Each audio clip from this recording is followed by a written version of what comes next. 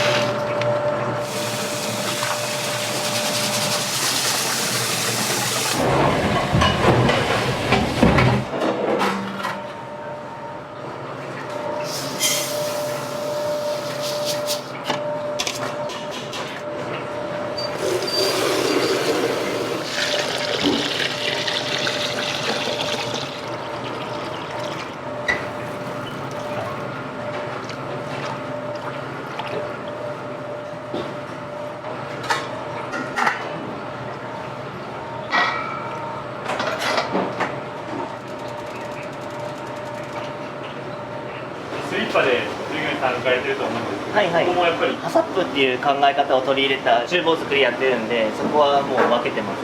外と中で。うちはうどん屋にしては衛生管理結構しっかりしてる。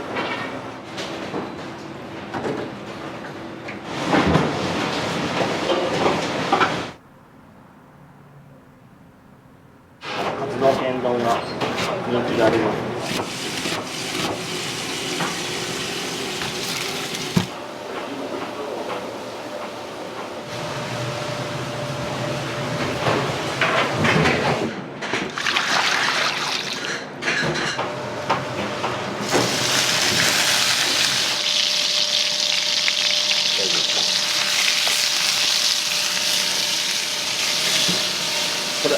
の具、味飯です。味ご飯炒めて出来たてのご飯でのっけて混ぜて、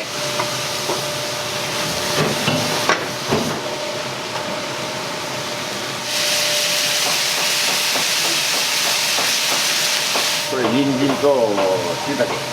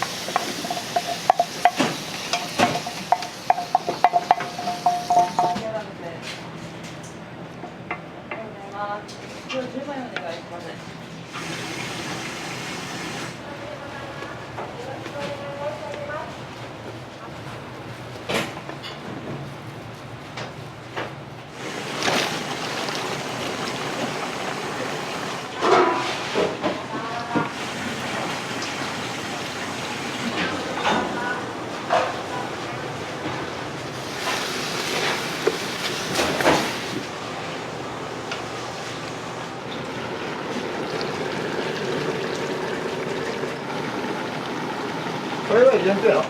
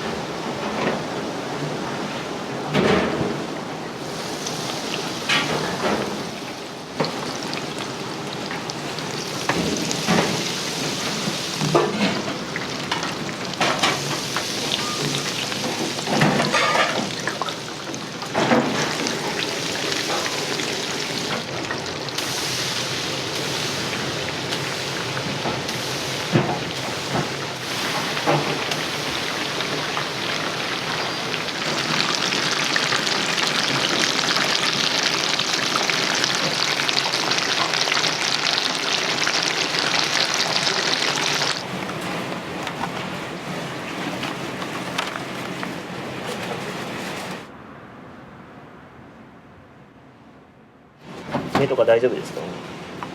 わさび、頭、鼻とか大丈夫ですか？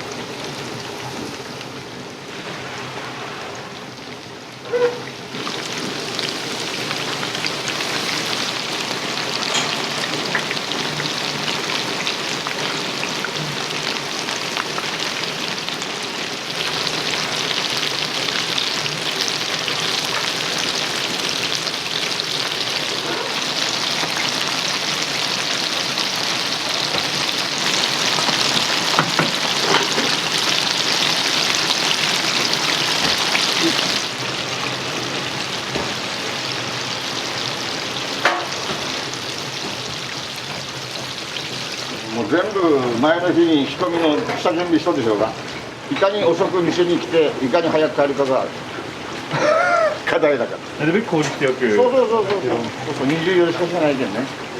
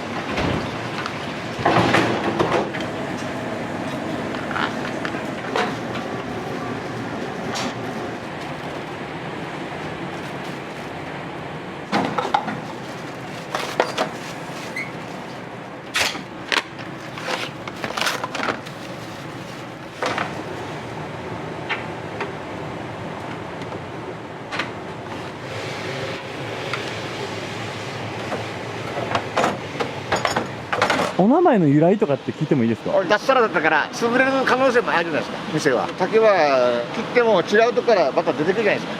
潰れてももう一回絶対這い上がるぞっていう思いが一つ、節目があるじゃないですか。はい。節目節目ね。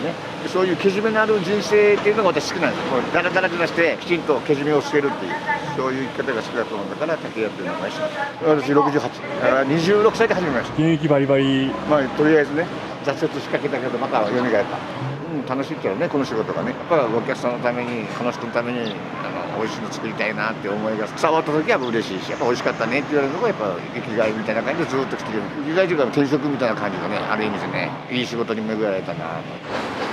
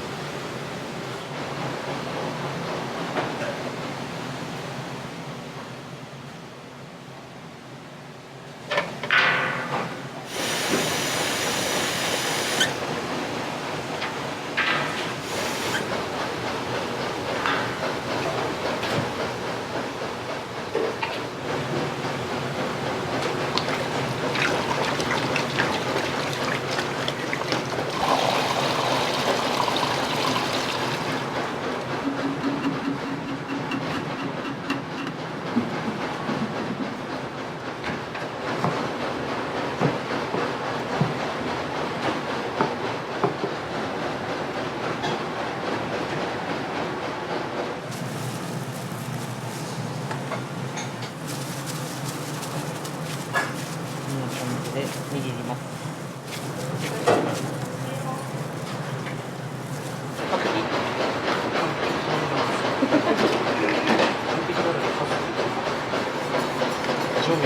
そうそう。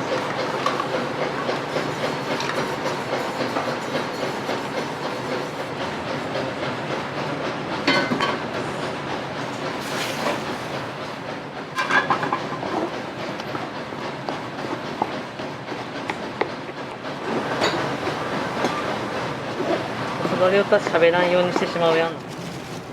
ビーキはみんなどうして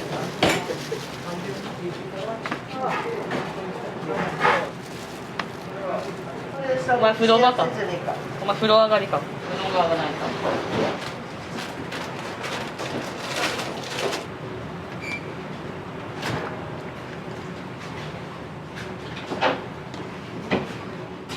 真っ白白系。いいさ。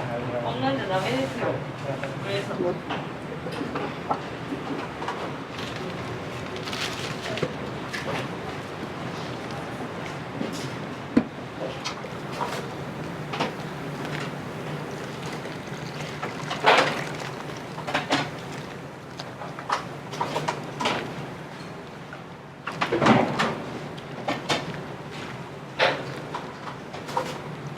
昆布とカツオと醤油とみりだけです。他には何も入れないんですか？入れないです。前は沸騰させよったけど、それをなくしたらその化学調味料を入れなくてよくなった。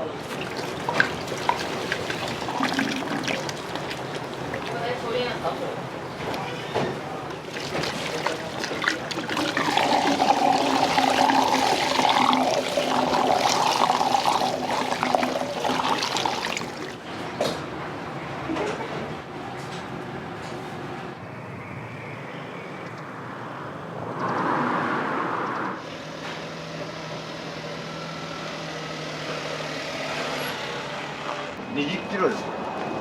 20キロ。で6000円。普通だったら1万2000円です。生産者の顔がわかるでしょうか。野口農園地書いてあるけん。シャキシャキネギだから、出来たてのネギだから全然傷まない。利益追求の前にいいもの、美味しいもの、安全なもの。で余裕が出てけん地産地消とかね、時代に合った取り組みをしてきたですね。で一番の差別化はこの地域はうどんはレベルがものすごく高いけど、そばのレベルがものすごく低いんですよ。そば専門店はありますよ、だけどうどんとそばとやってるところで両方美味しいっていうところはほとんどないですよ。うどんは横ばいでもそばやったら差別化しやすいなということで石臼導入して、生産者から直接仕入れる体制を取った。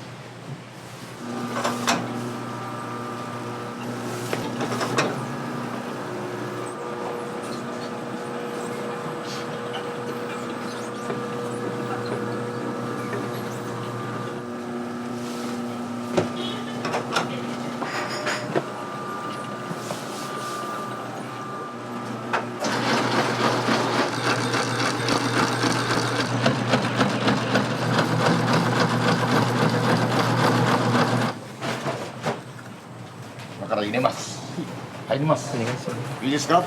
いいですか。入りました。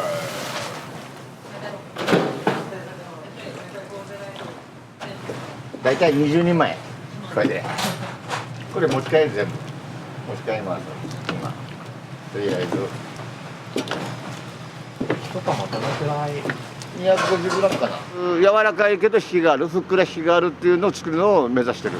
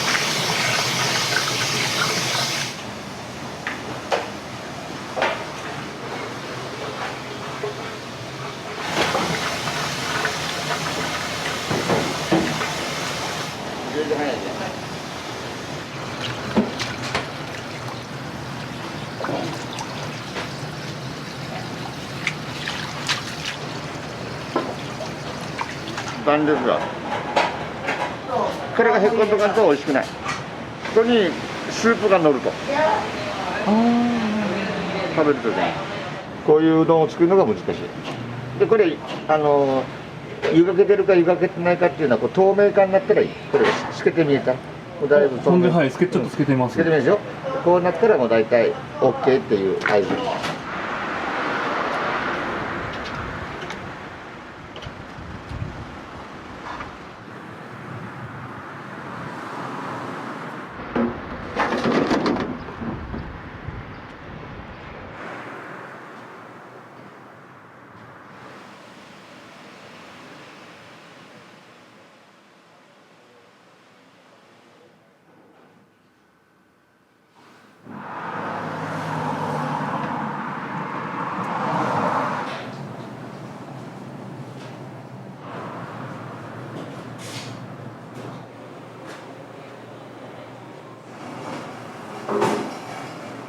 必ずざるそばにはうどんを作っていただきます。一応うどん屋だから。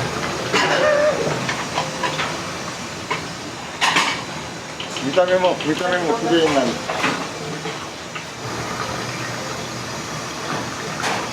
はい、お願いします。はい、すみません。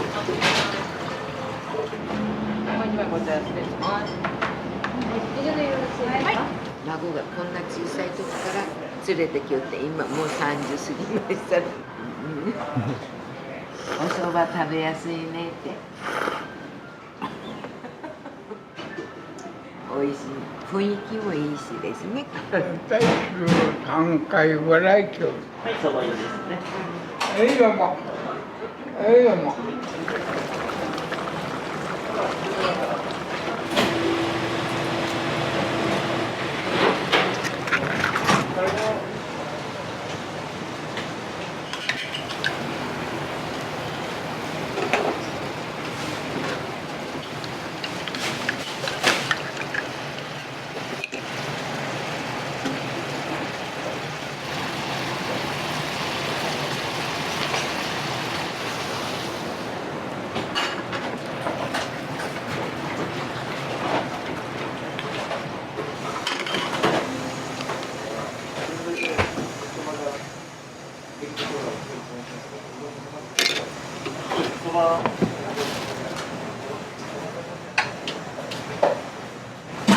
天丼は大盛りじゃないんちゃうね。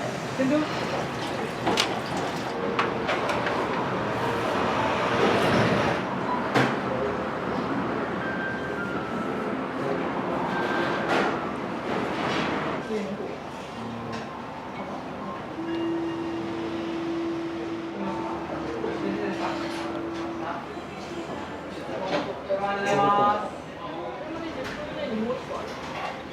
じ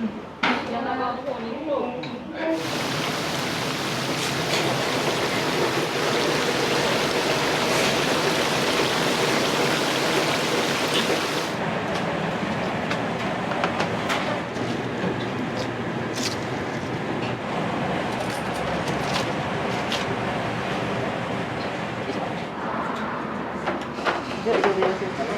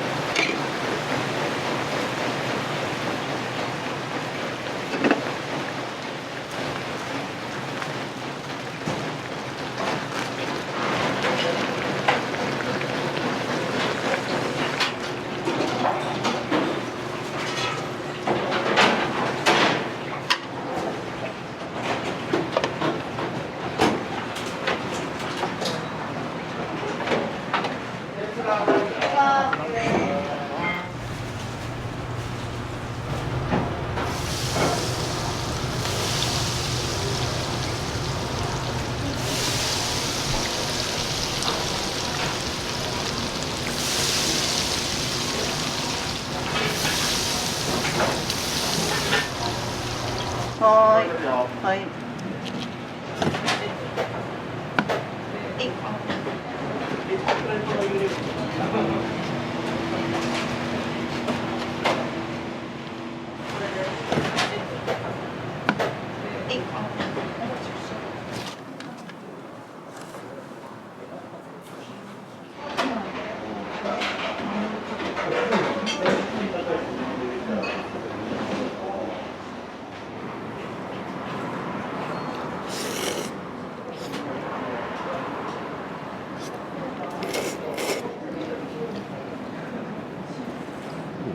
店さんのこういうところが好きとか、よく来られてる理由とかありますか？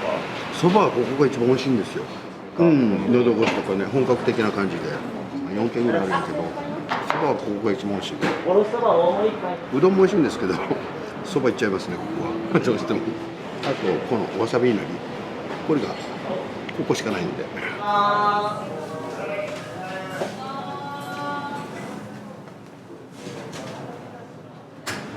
鰹節の補充だけしといてもらっていいですか？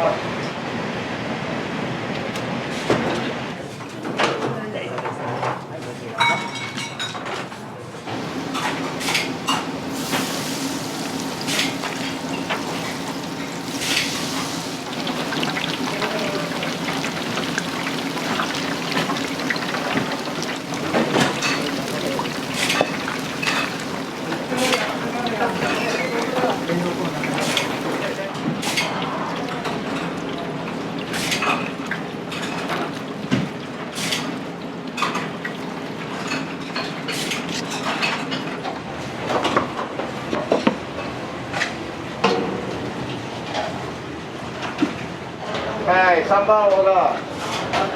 いらっしゃいませ。お待ちくださいませ。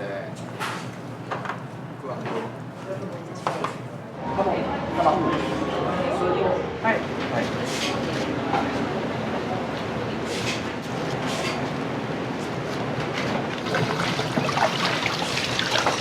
ありがとう。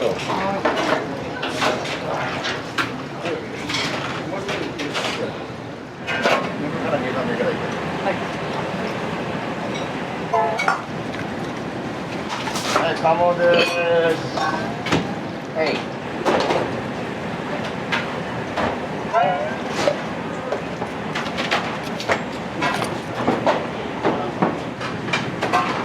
お願いします。予算テーブル1番。テーブル1番。はい。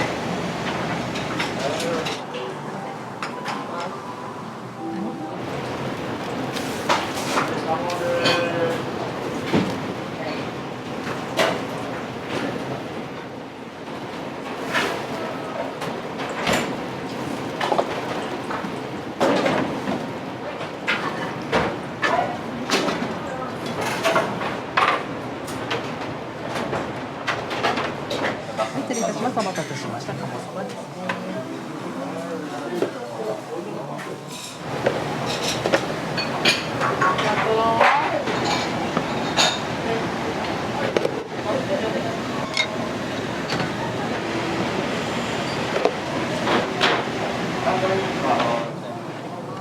注文以上でいいですか。はい、ごゆっくりどうぞ。はい、お願いします。天丼両方。定食上がるよ。天丼両方ともセットです。カツ丼天丼です。は定食上がるよ。ーい。もうちょい。天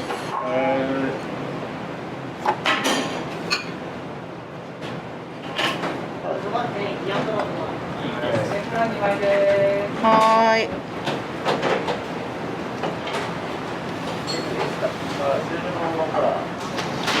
平戸の上だって。はい、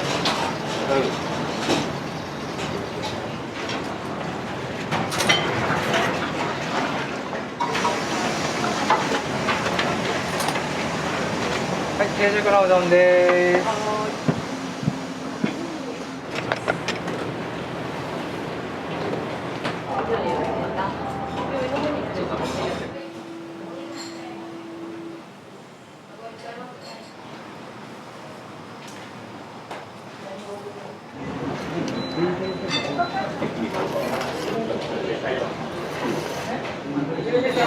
エア定食結構私いっぱい食べるんで、まあ、うどんだけじゃなくて丼物も行きたいなと思ってそうです。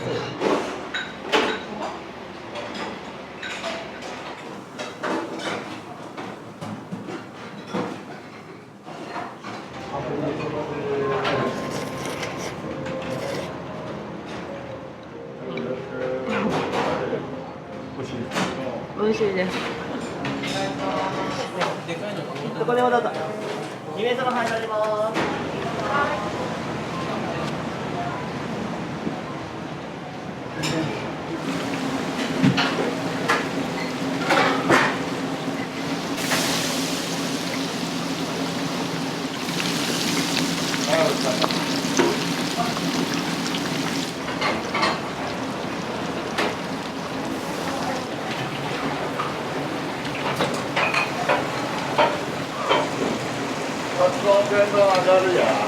もうちょいで上がる。はい。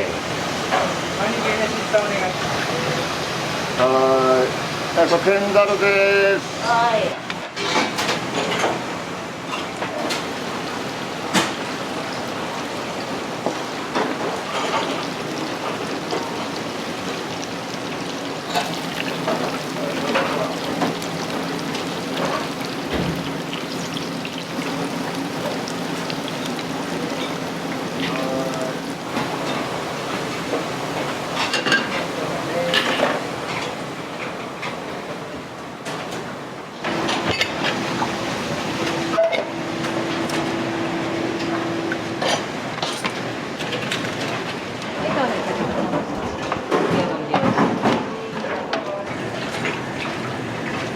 丼のうどんです。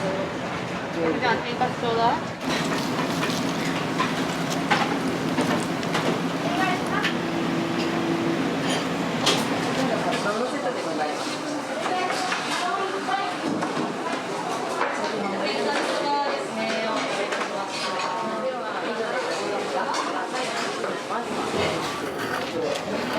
テレビ置いてきます。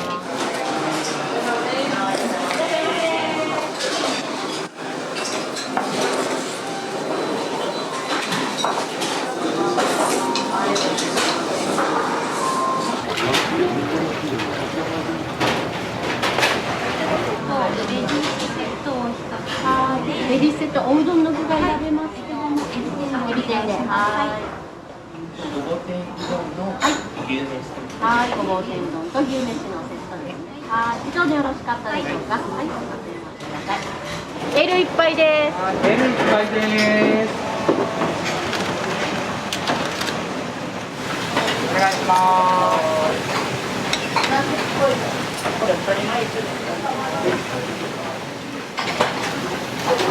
こちらがごごぼう天丼と牛肉のセットお待たせいたしました。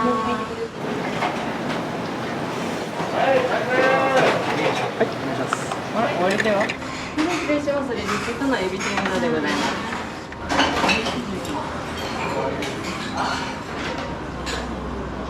おはようございます。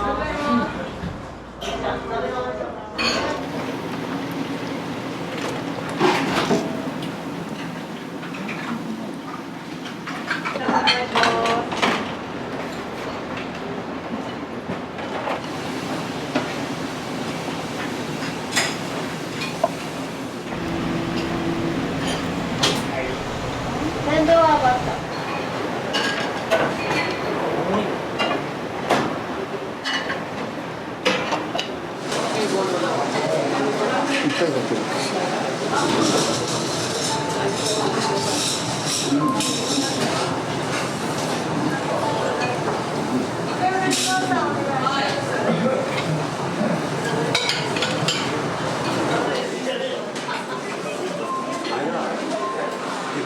定食2杯 L3 杯です。はーい。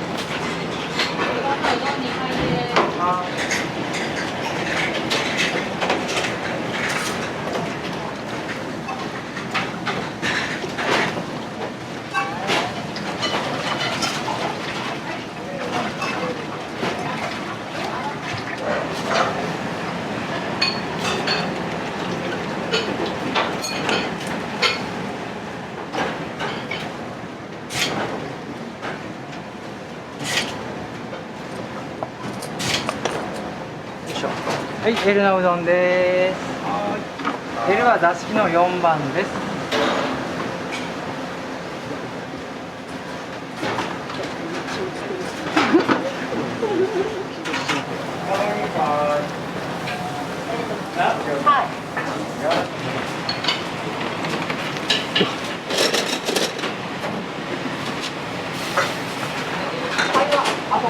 あるある。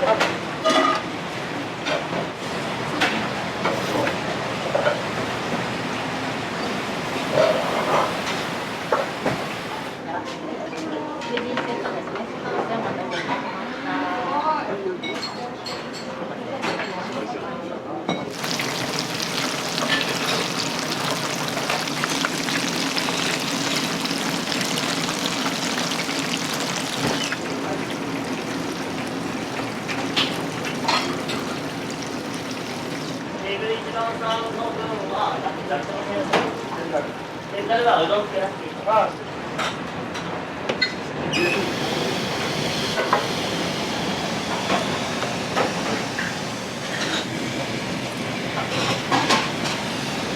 い、定食のうどんです。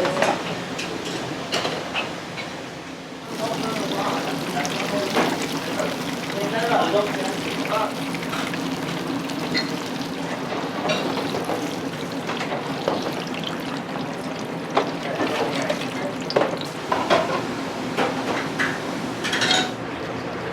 はい。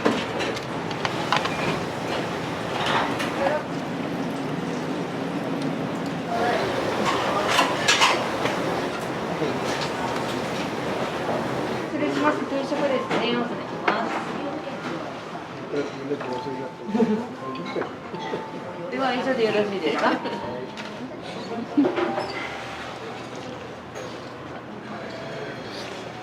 どうもありがとうございます。ありがとうございます。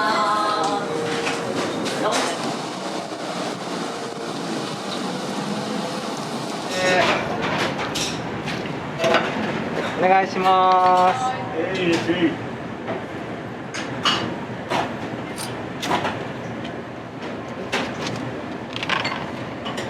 出てきます。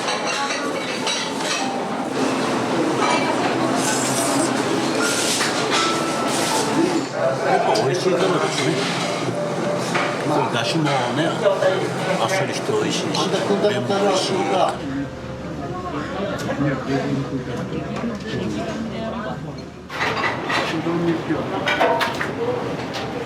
エビ丸天うどん、はい、お待たせいたしました。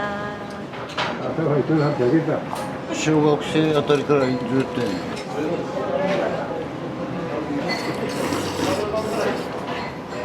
あるところはあるけど、この外側に。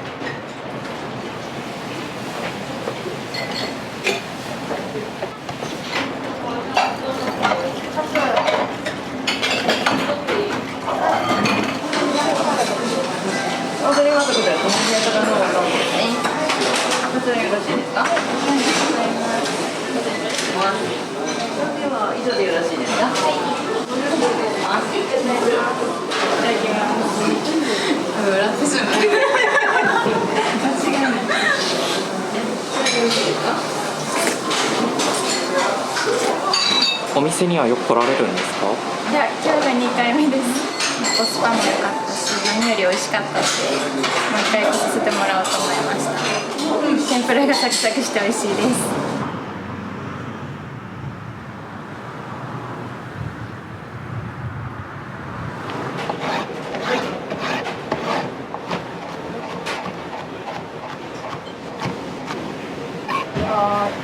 夏はいける。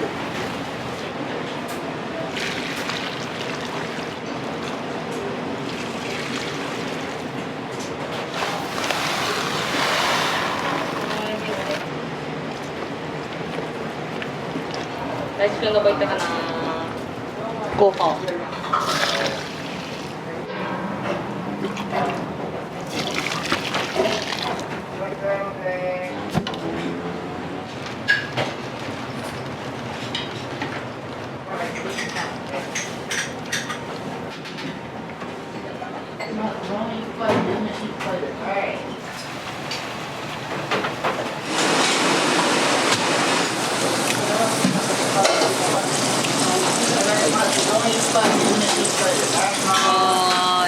2つあ番牛めすげえで。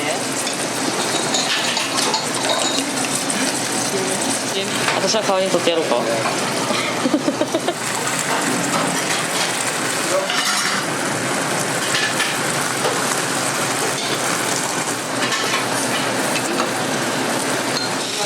そう、今日授業参加。中学校来週やんね。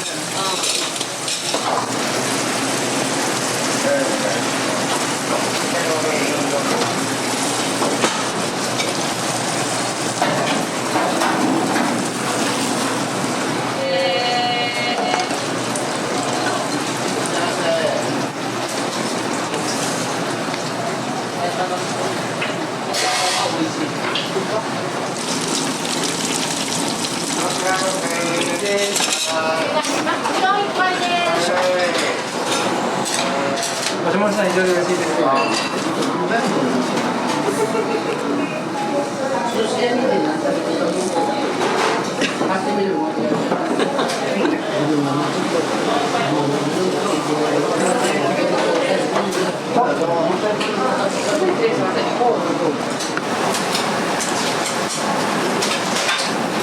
お玉のうどんです。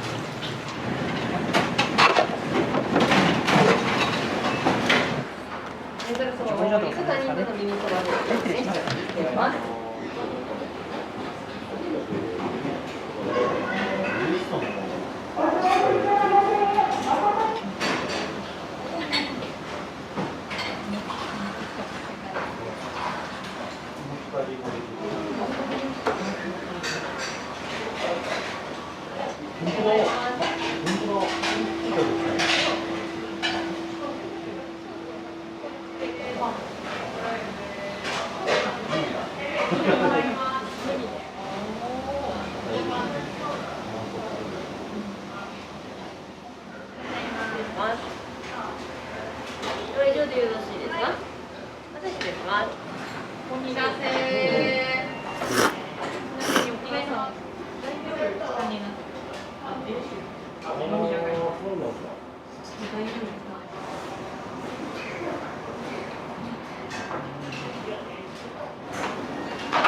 おそばにわいです。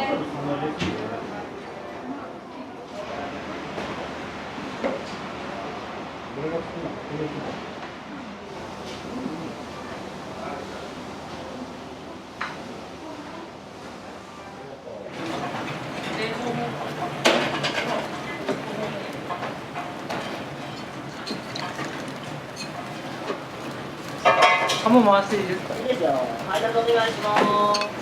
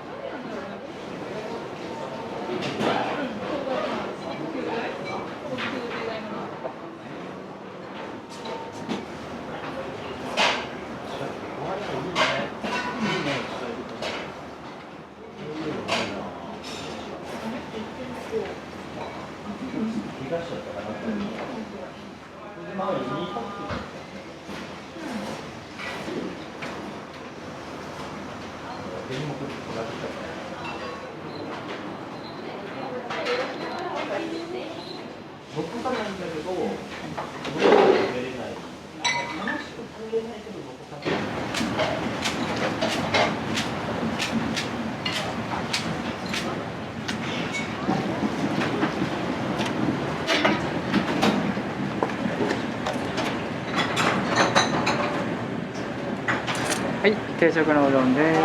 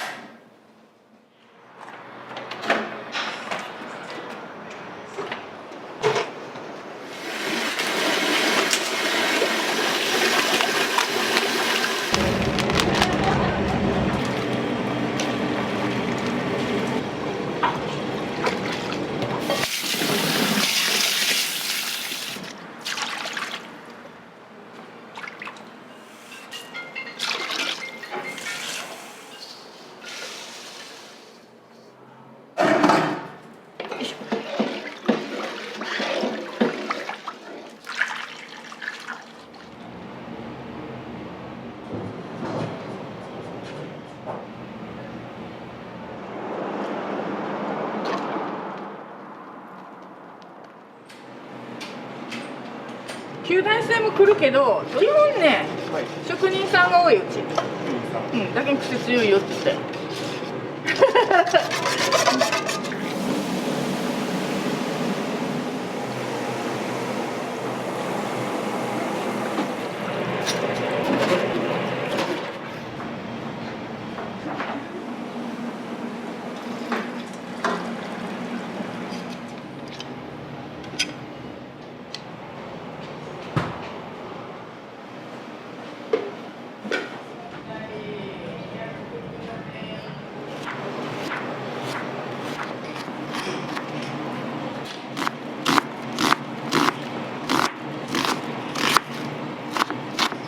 いろいろしたね。トラック乗ったり、薬局の店員、ゴルフ場のキャディ、スナックのお姉ちゃん、何でもしたよ。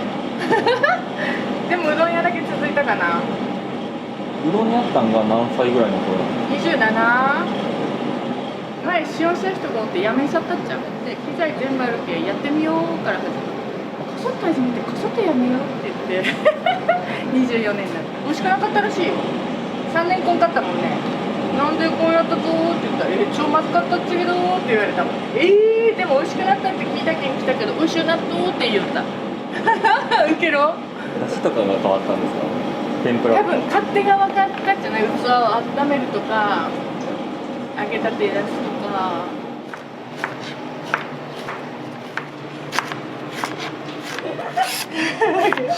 あ、大きい方がいい。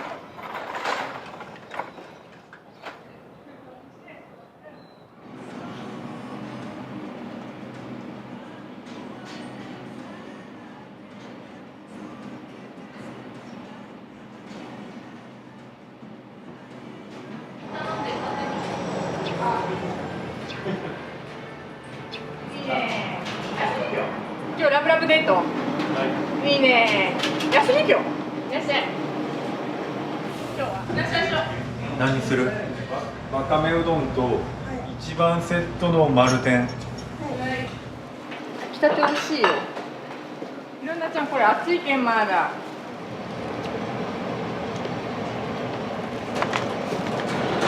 美咲。はい。美味しいね。挽回がいっぱい言ってたでしょ。あれがね。全部焦げになってる。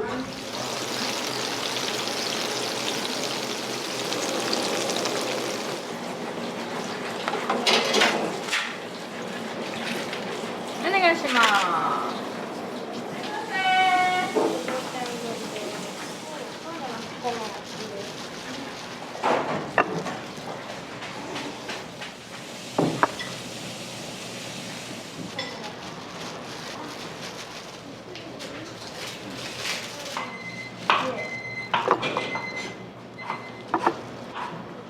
すごいですね。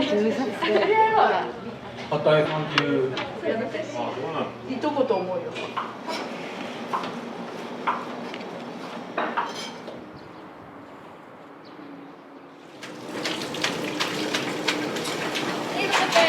カウンターさん。お願いします。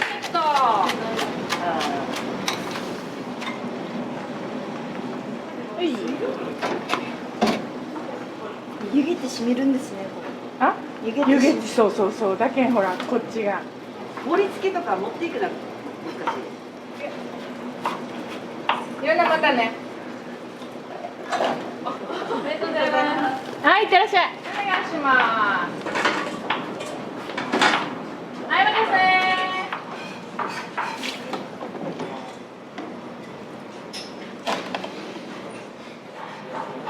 はい。どこでもいいよ。肉ごぼうのセット。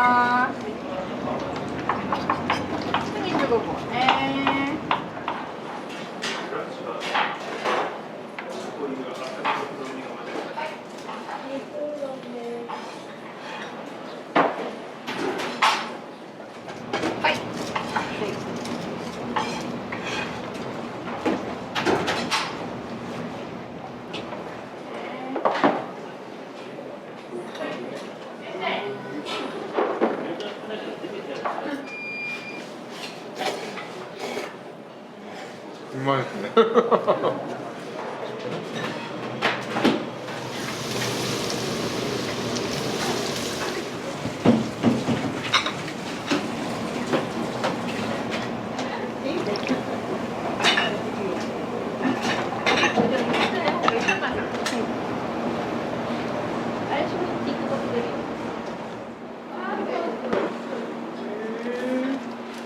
大好きですよ、うどん。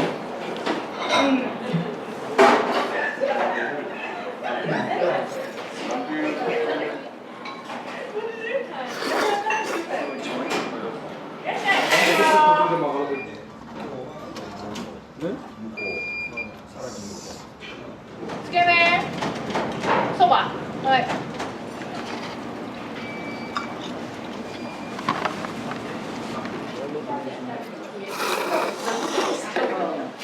結構頻繁に店員さんの対応がいいのととりあえず美味しい。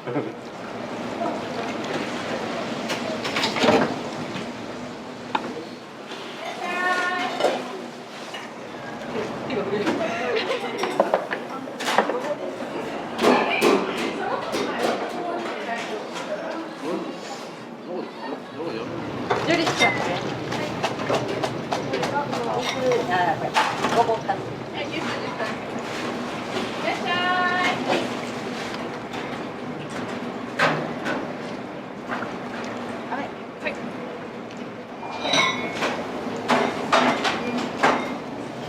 2番さんざるそば。まいたけそばね。まいたけのそばね。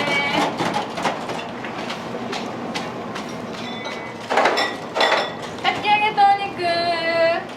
はい、どうもうどんです。はい。はい、ありがとう。お願いしま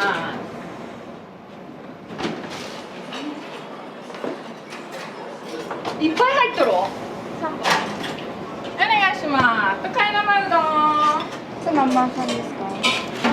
3番。ご飯いったかな。お待たせ。いらっしゃい。毎度。いいよ。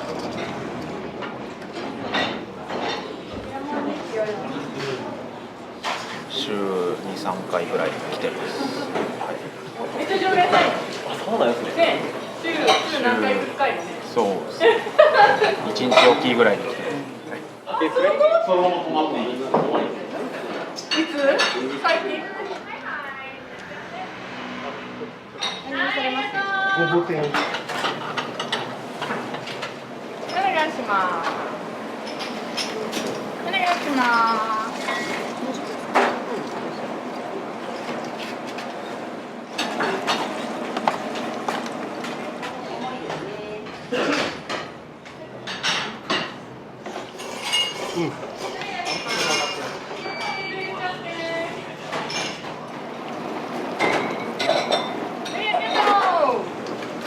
2070円。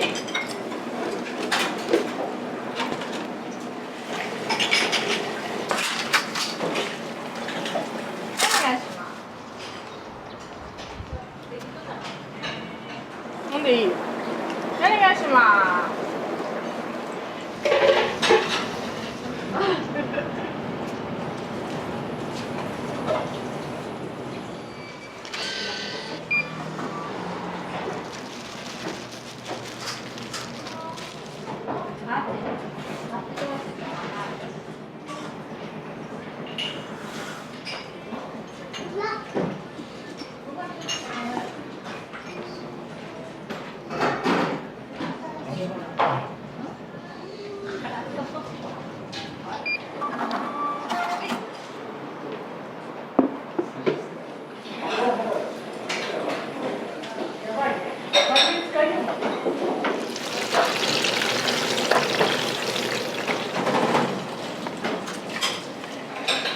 天ざるそばです。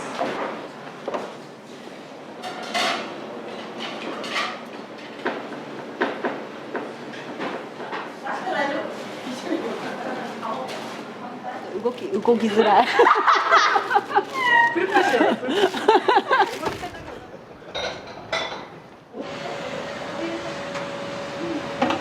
ごぼ天と肉ごぼう。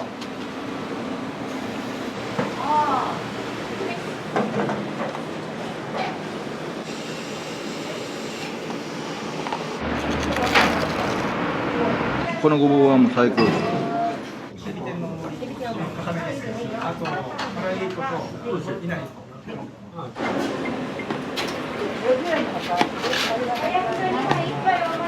早くに入り。はい、お待たせしました。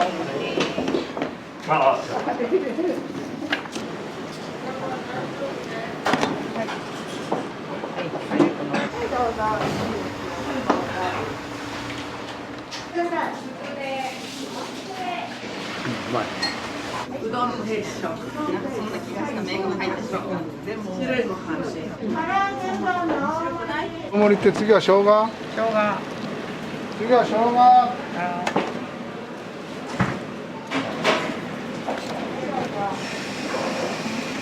もうお腹におる時からずっと通ってます。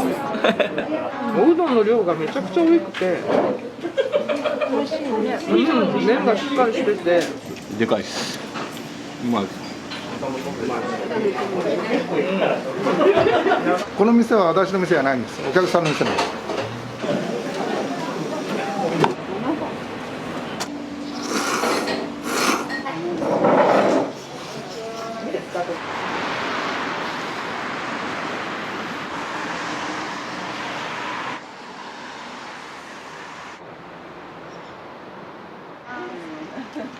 今日ね、久米さんも来る。こ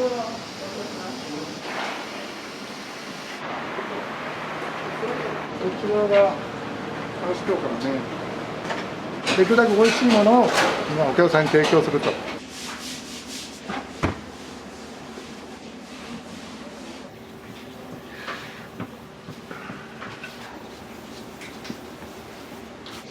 あと残ったの調整用ですね。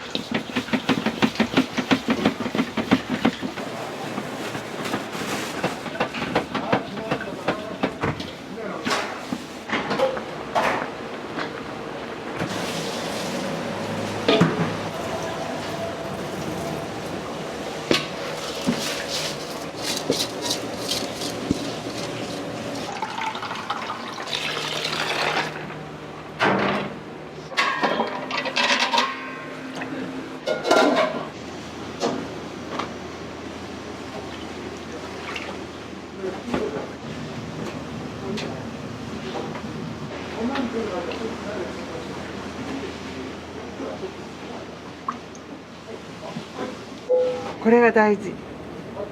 国産のごぼう。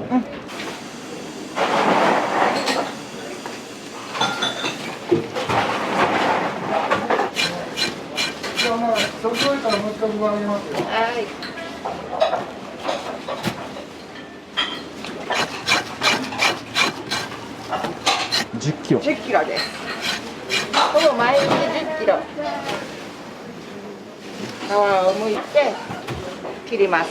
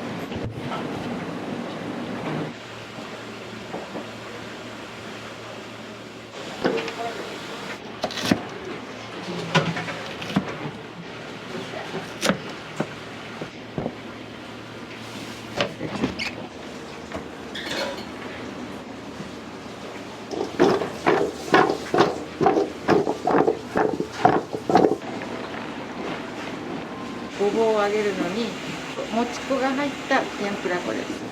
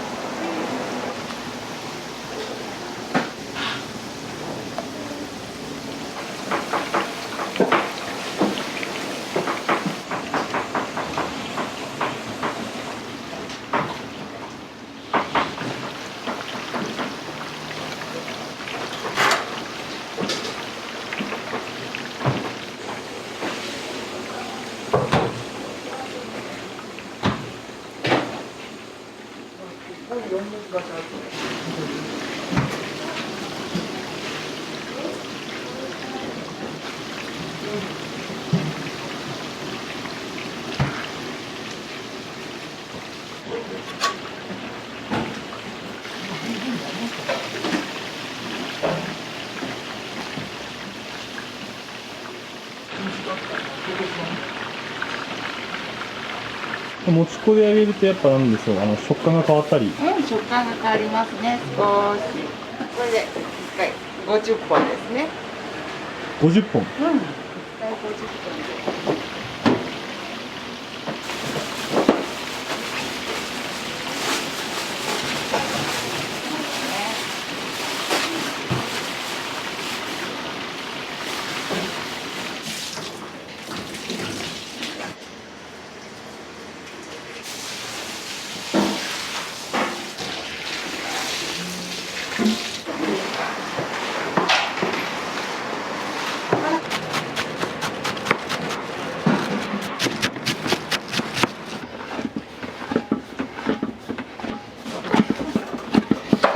小分けして小さくしてその後練ります。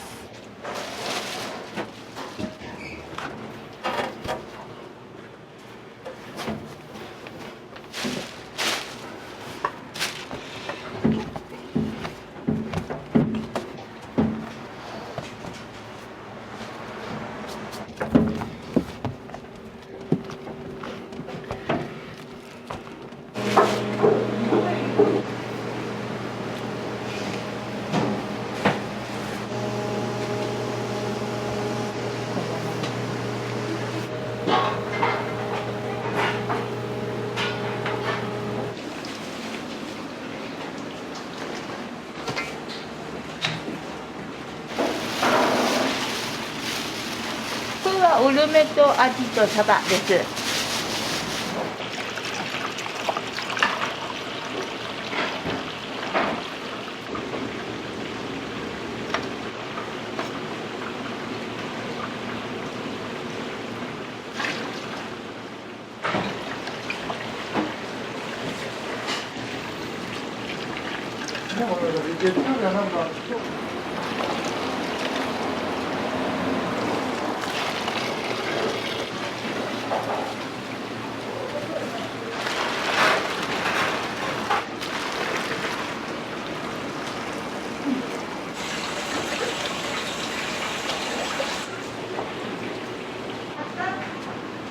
いや、月曜日フライヤーしてないんで。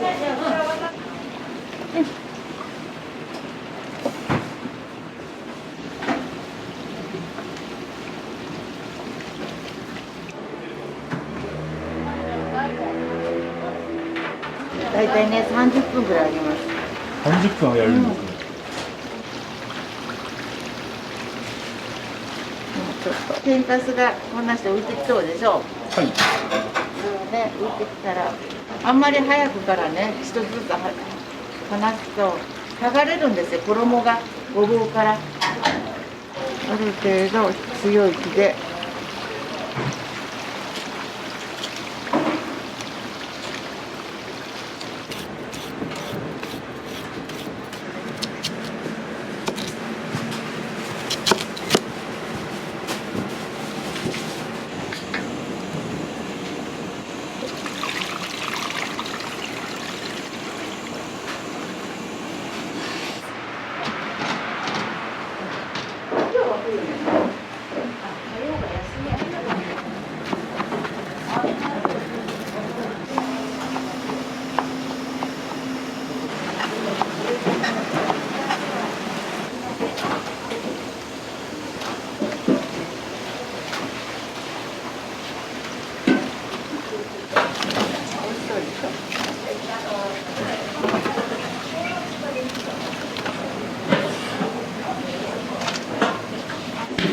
つぶつぶが残るぐらいにまず火の通りにくいこの丸いのから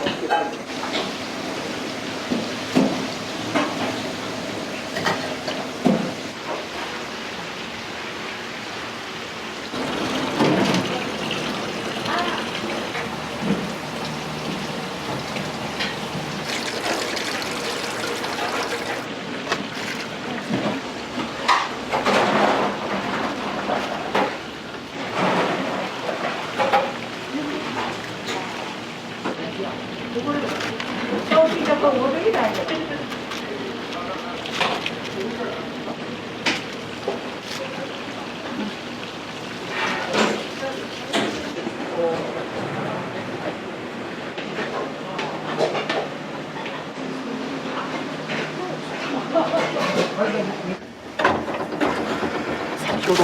こねたやつですね。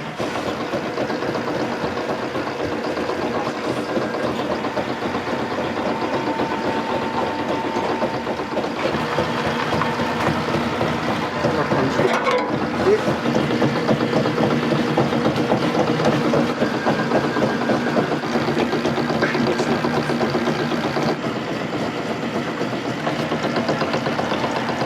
こんな感じで並びます。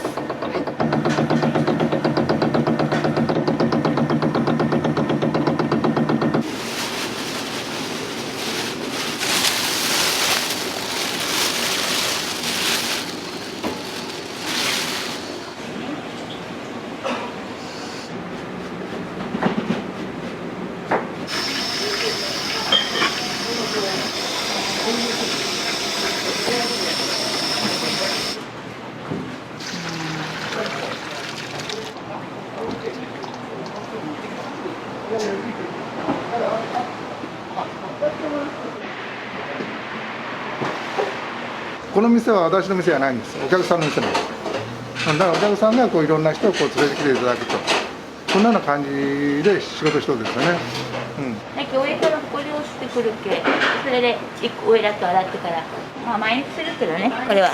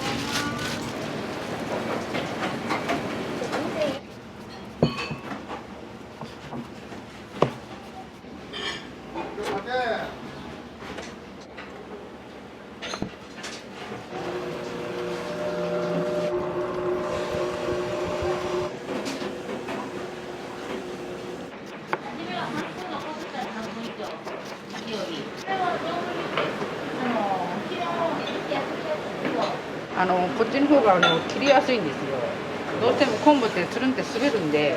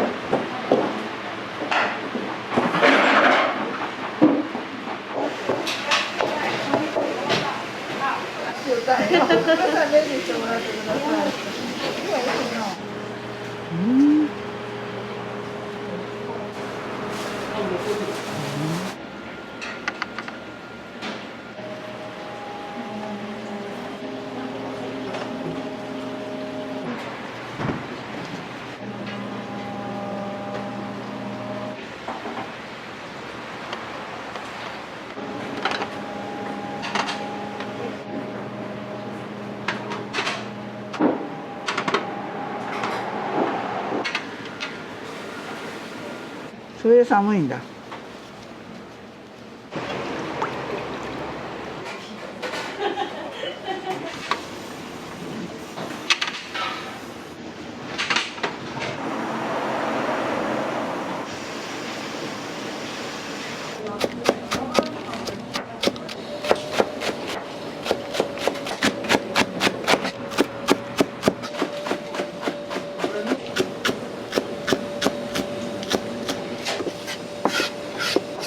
塩コショウが30薄く生姜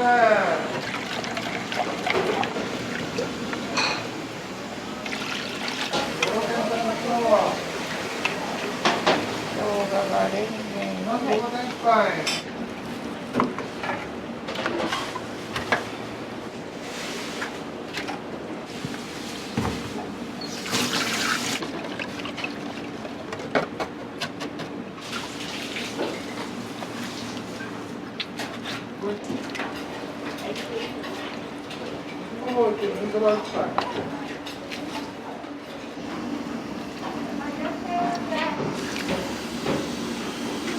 ありがとうございます。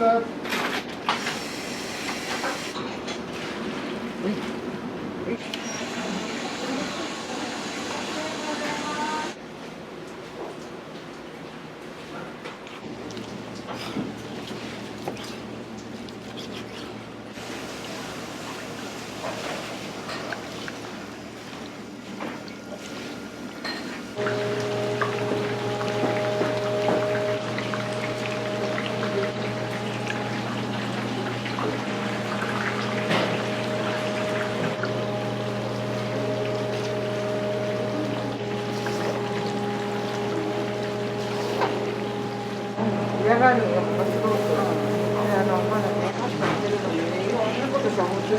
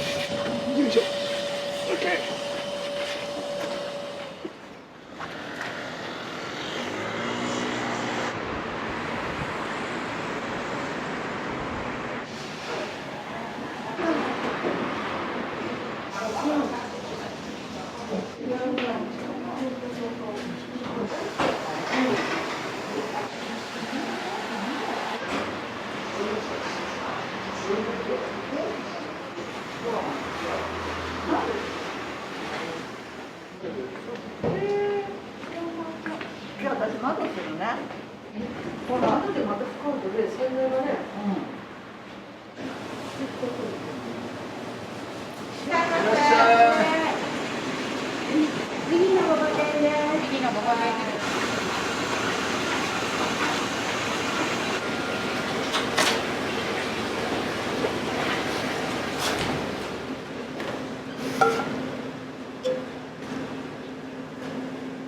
はい、いただきます。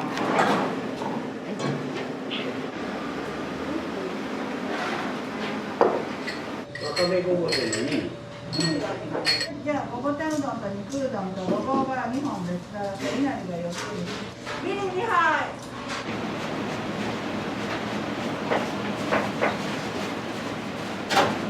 これ2杯からいきます。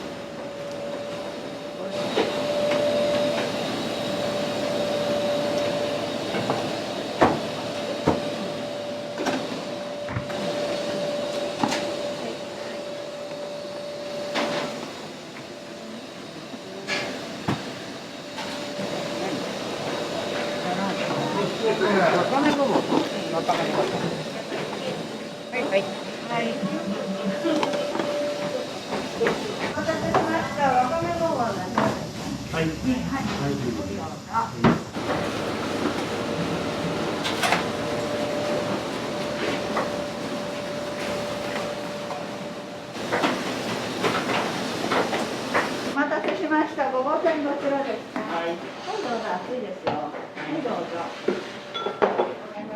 どうぞごぼう天うどんですね。はい、どうぞ。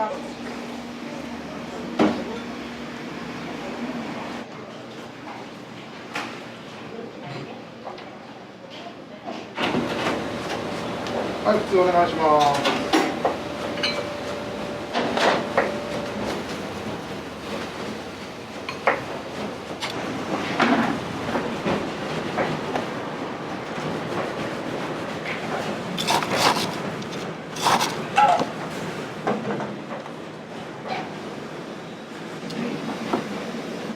肉うどんですね。はい、どうぞ。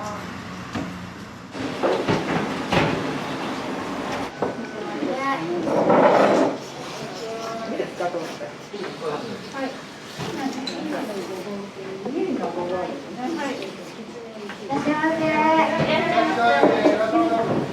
温かい山かけ入ります。卵入っていいですか。はい。ごぼう1本で。ごぼう1本ですね。はい。いなり1つ。ごぼうは中に入れていいですか。ミリのごぼうにきつね1枚。肉うどんにごぼう2本といなりです。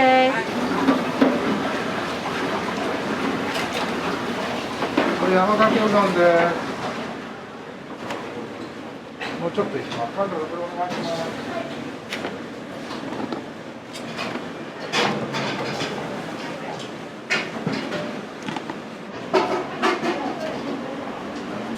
これ見て終わりだね。どれですか。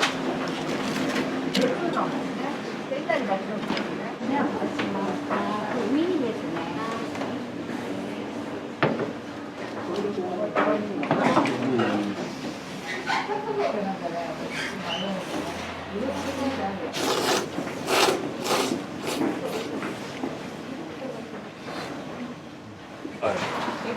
昨日から決めてて待ってたうどんお味いかがですか。美味しいですね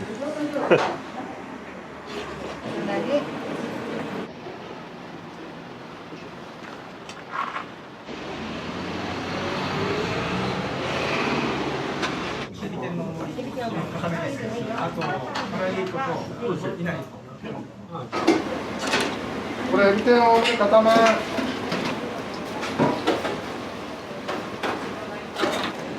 ごぼう天が950円です。50円の方。早く2杯で1杯お盛り。はい、お待たせしました。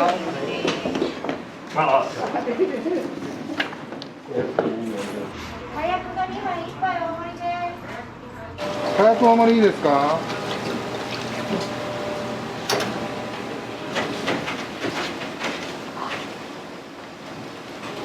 早く大盛りです。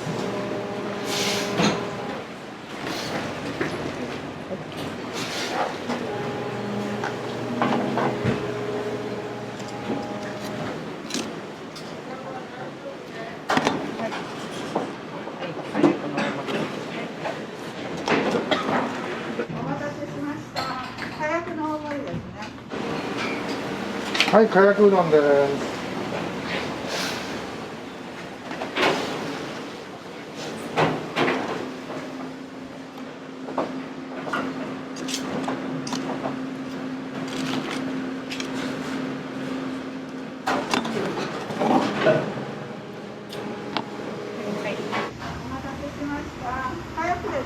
どうぞ。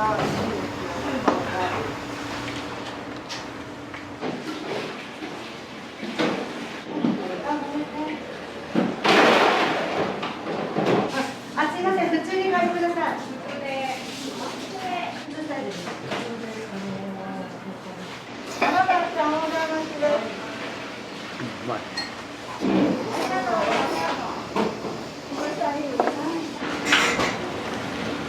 はい、ごボタンお願いします。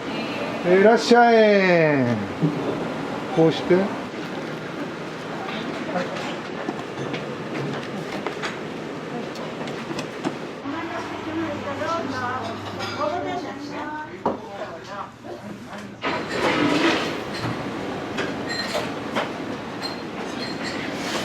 はい、見る。ありがとうございます。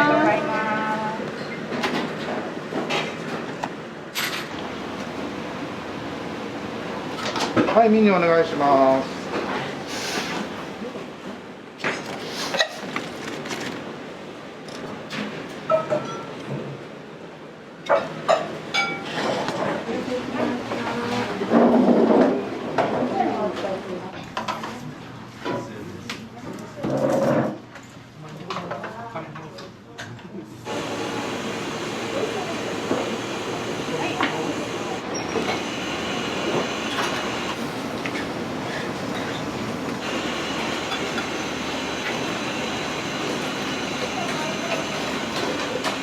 はい、ダメ。いらっしゃいませ。いらっしゃい。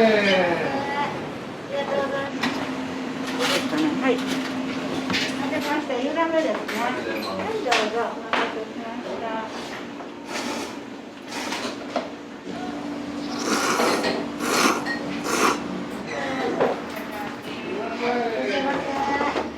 ミニの丸でお願いします。ミニの丸。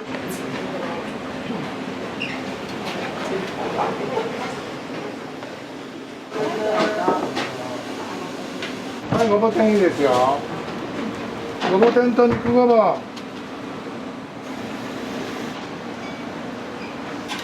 い、肉ごぼうです。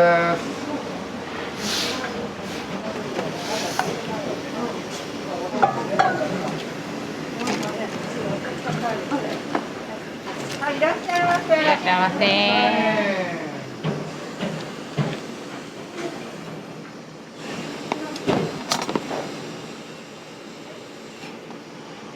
ありがとうございます。ありがとうございます。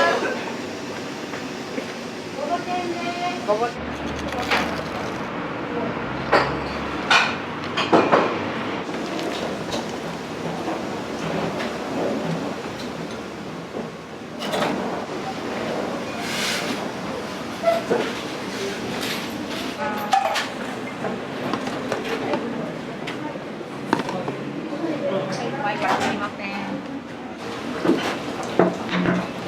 はい、そばお願いします。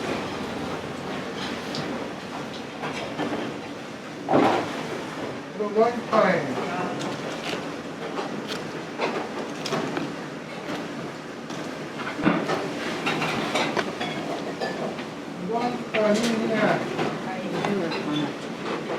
17番。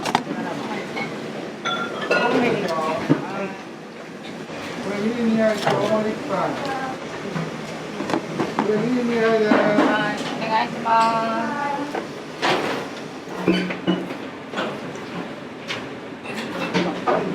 どうぞ。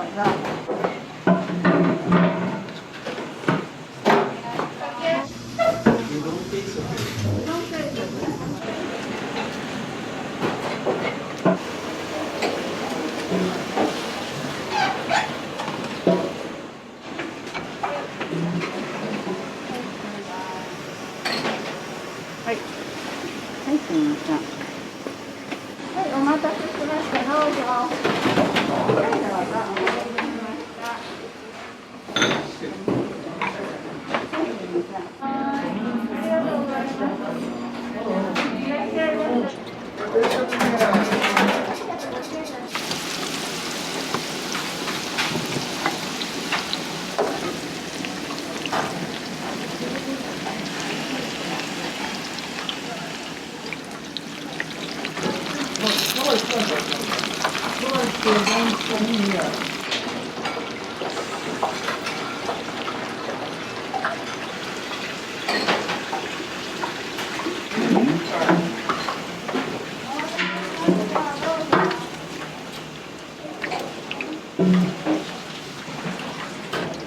ほんまにね、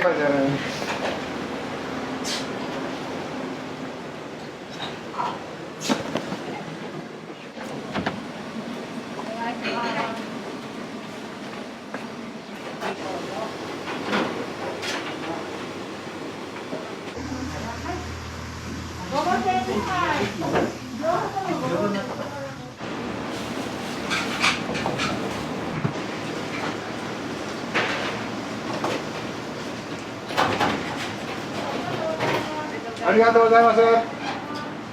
ごぼ天とライス。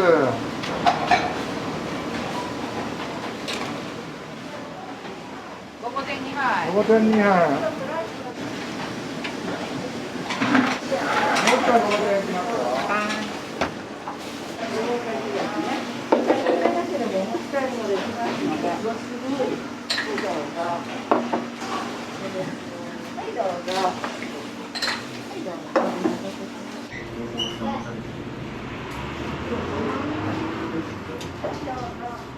はい、いいですよ。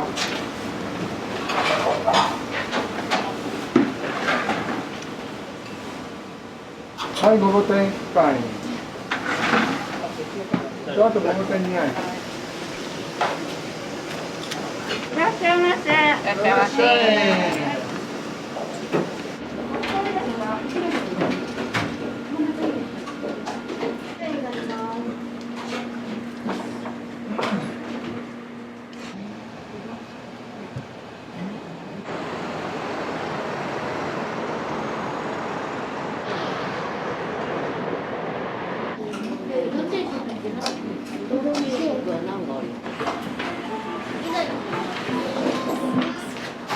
かき揚げ。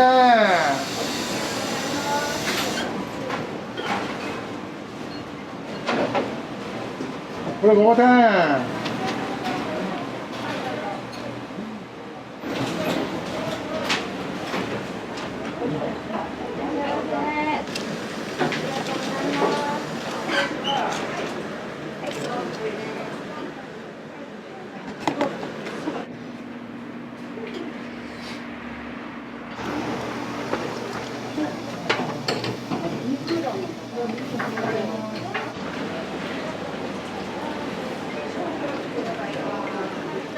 ありがとうございます。ありがとうございます。唐揚げの大盛り。ごぼう1本トッピング。定食白とごぼう。でミニの生姜。ミニの生姜。前からすいません。ありがとうございます。ありがとうございます。ごぼ天とミニの卵。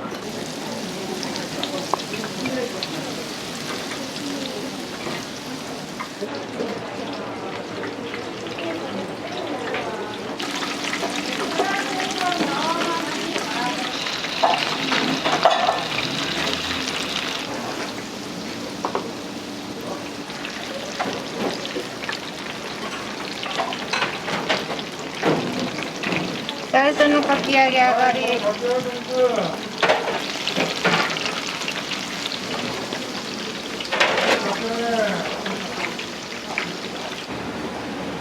はい、かき揚げ。よいしょ。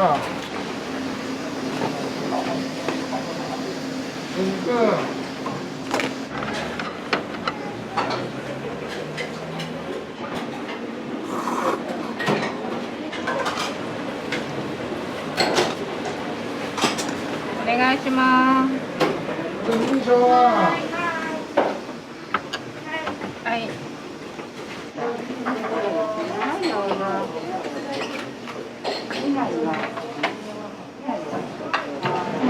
ないですね。はい、どうぞ。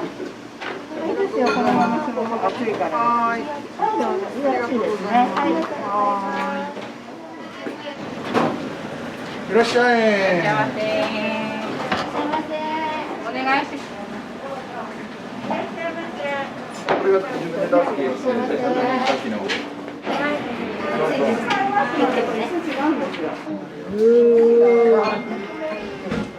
あっち行けんね。あ、そうですよ。い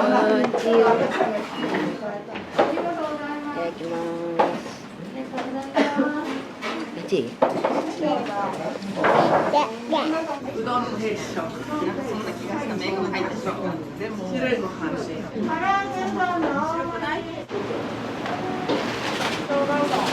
生姜いいよ。じゃあ2人1杯。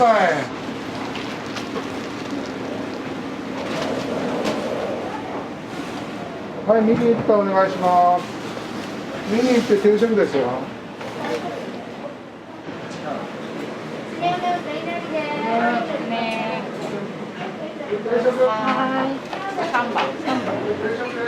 定食。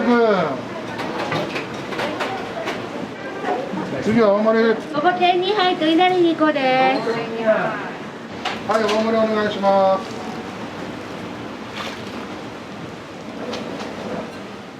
大盛りって次は生姜。生姜。次は生姜。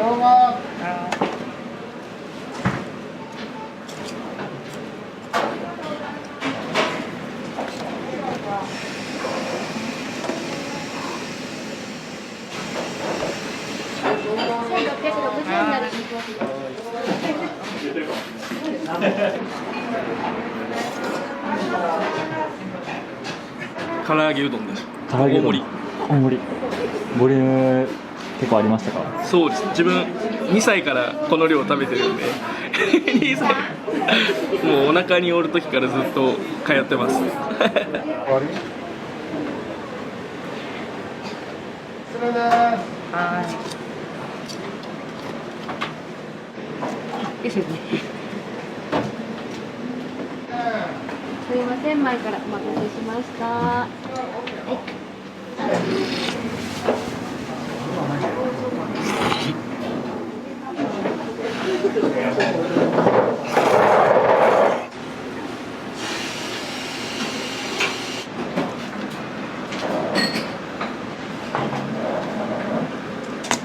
ありがとうございます。ありがとうございます。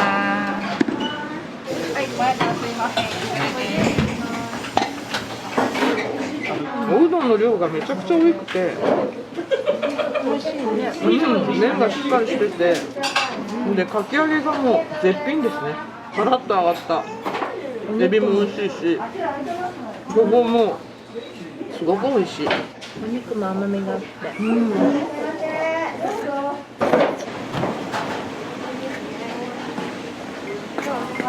830円になります。ありがとうございます。すいませ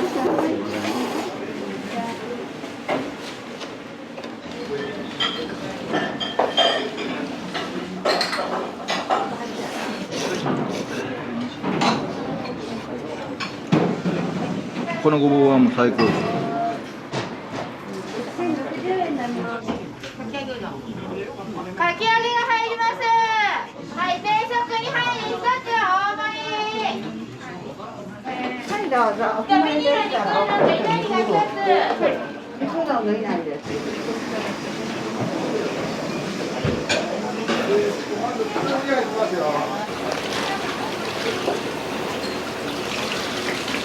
いらっしゃい。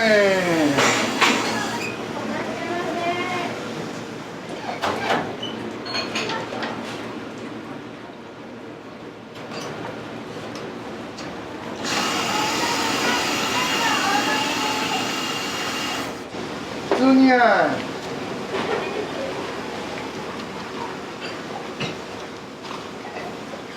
はい、普通にやです。よいしょ。普通にお願いします。鴨なんと肉でいいの。鴨なんと肉。ちょっと大盛り。それとかき揚げも入ってるな。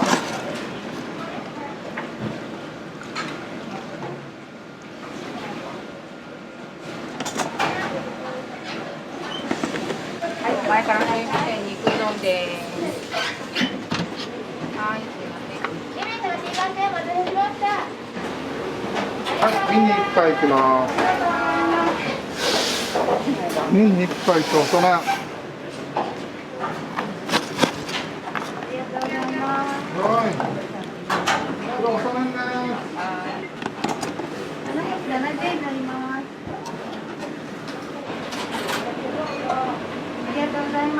これ細麺肉です。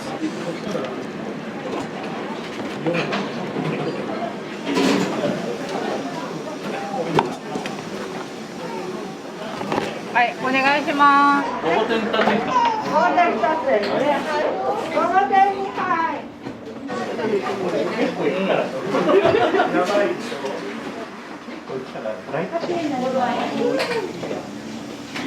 でかいっす。うまい。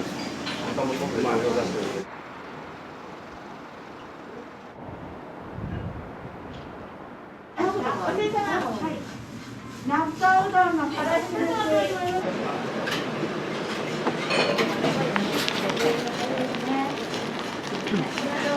ありがとうございます。ありがとうございます。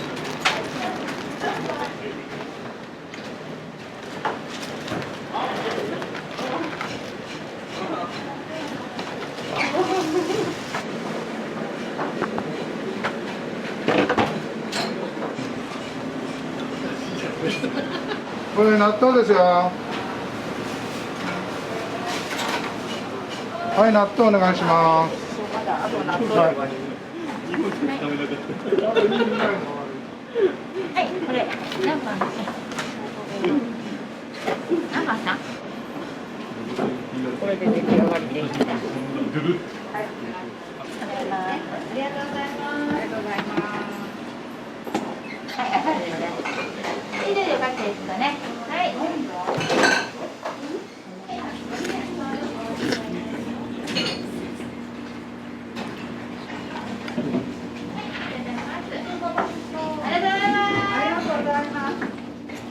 納豆結構好きなんです。納豆好きです。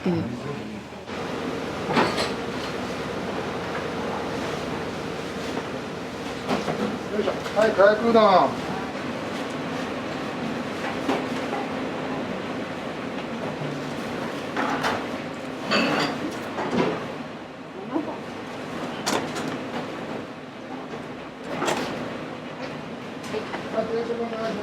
りがとうございます。ありがとうございます。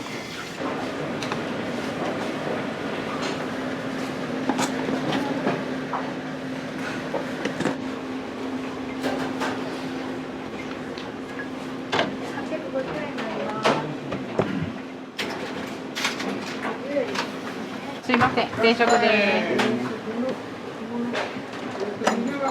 卵はうまそうっすよ。じゃあ。よ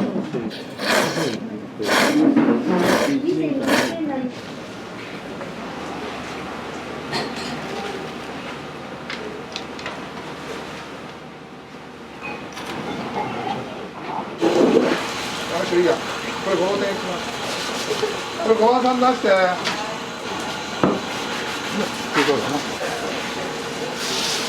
これ5番さんのごぼ天、もうちょいいきますよ。はい。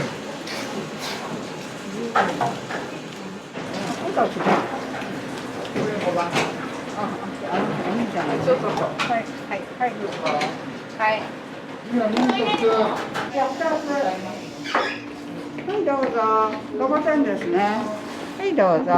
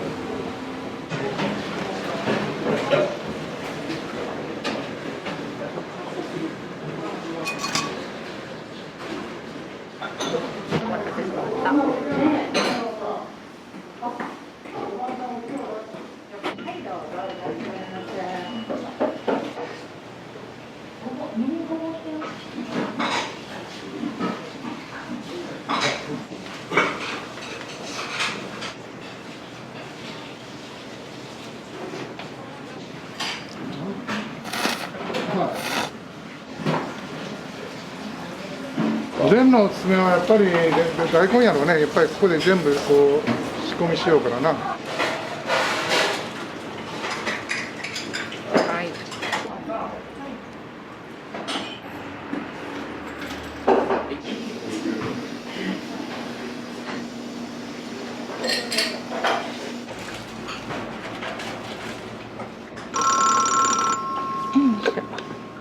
もしもし、ありがとうございます。こ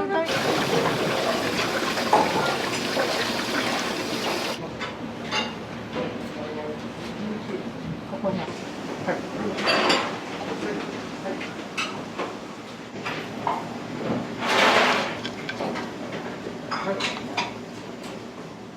これどうしますか？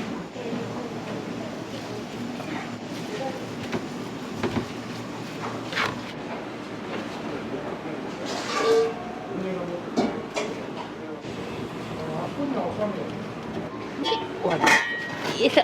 いや。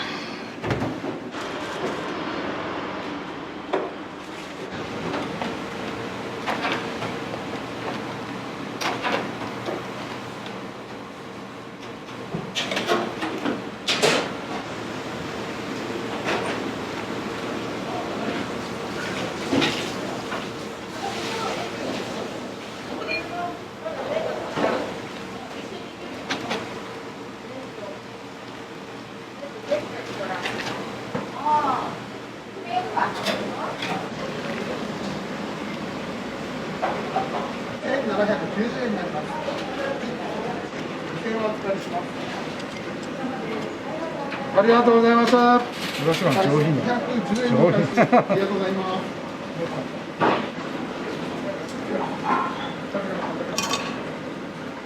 早くですね。はい、どうぞ。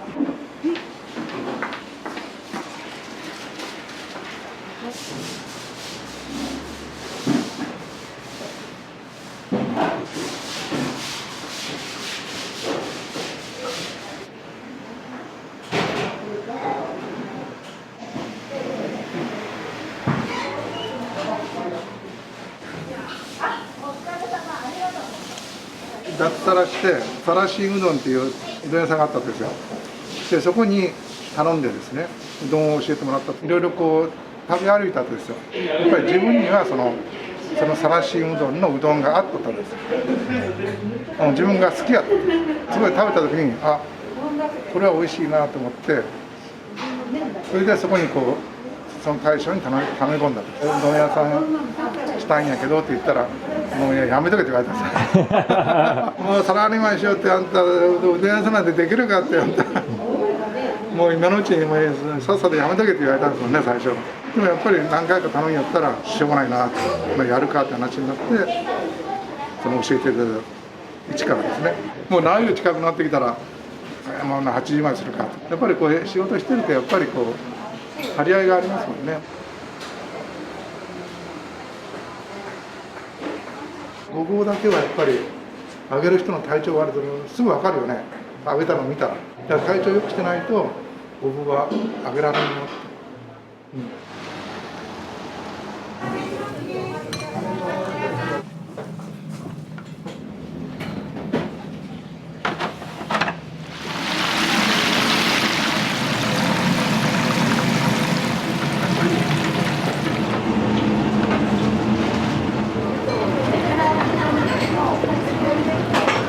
毎週のように来ます。ありがとうございます。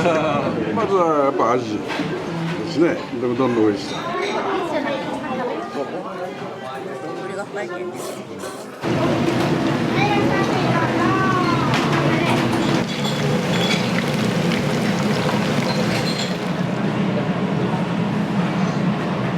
お漬物がまた美味しい。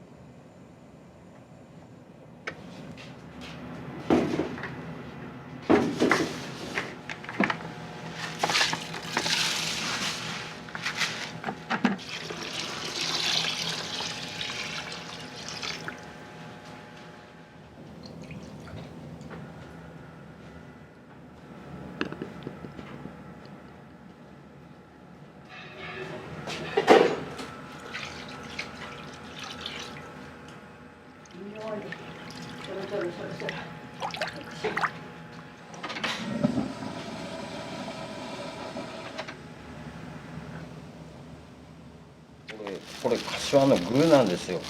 ここ具とご飯と別々にやってるんです。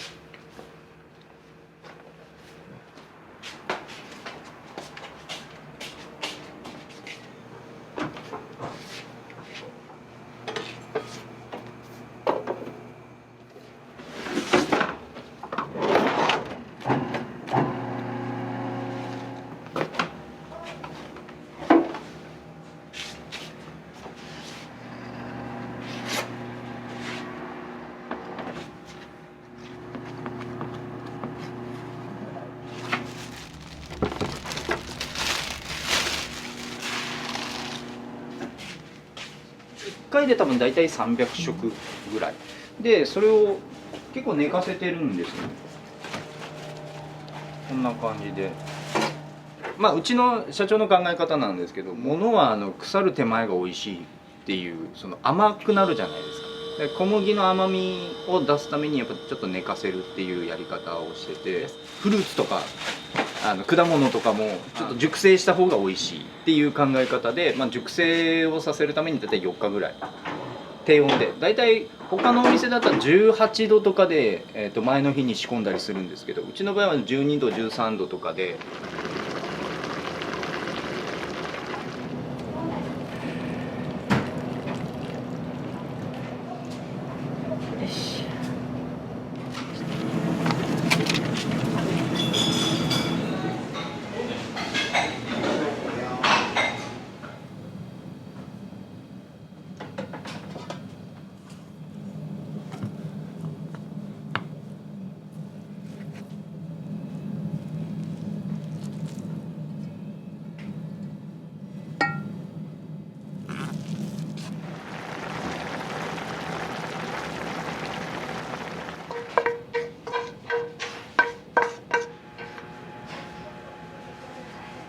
よいしょ。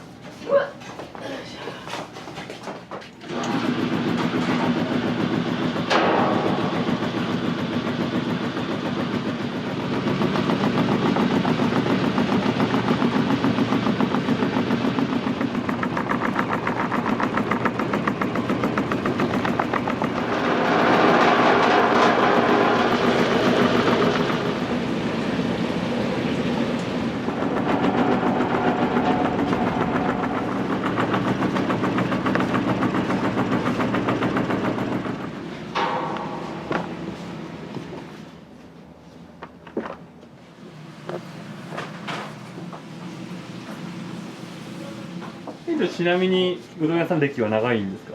僕は IT で10年いて、だいぶなんか路線変換というか全然違いますよね飲食の人たちって結構みんな明るいし柔らかいですよね。それは好きかなと思います。畑違いのところからやっとってんですね。そうですね、だいぶね。なんでなんか気づいたらうどん屋になってました。最初皿洗いからずっとやってましたよ。あ、そうなんですか。店長今おいくつになるんですか。今今年で40ですよ。あ、今年で40。はい。40になりました。まあこれから松屋がだんだんお客さん増えていけるように頑張りたいとは思ってますけどね。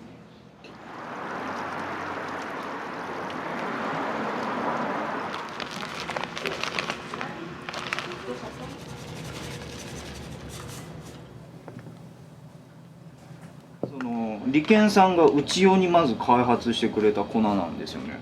まあ結構天ぷらには結構力は入れてます。普通の粉と違うのは卵が入ってないですね。卵が入ってないのに結構サクッてする。卵が入ってないのでアレルギーの方とかにも全然問題なく食べていただけるような粉ですね。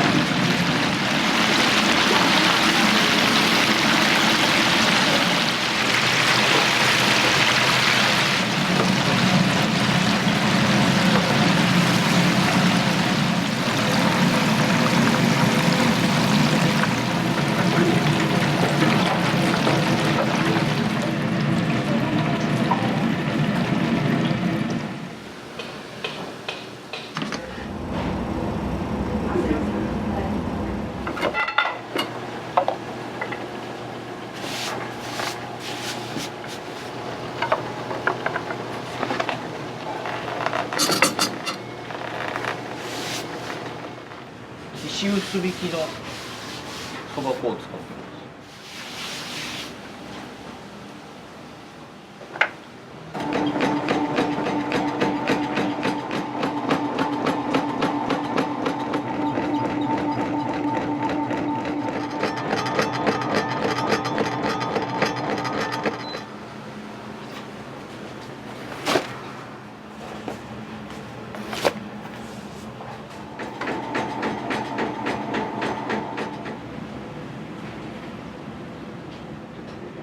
これはですね、これ1本だとちょっと弱い、でもこれ1本だと強いっていう感じで、まあ半々で割るとちょうどいい塩梅になるっていう感じです。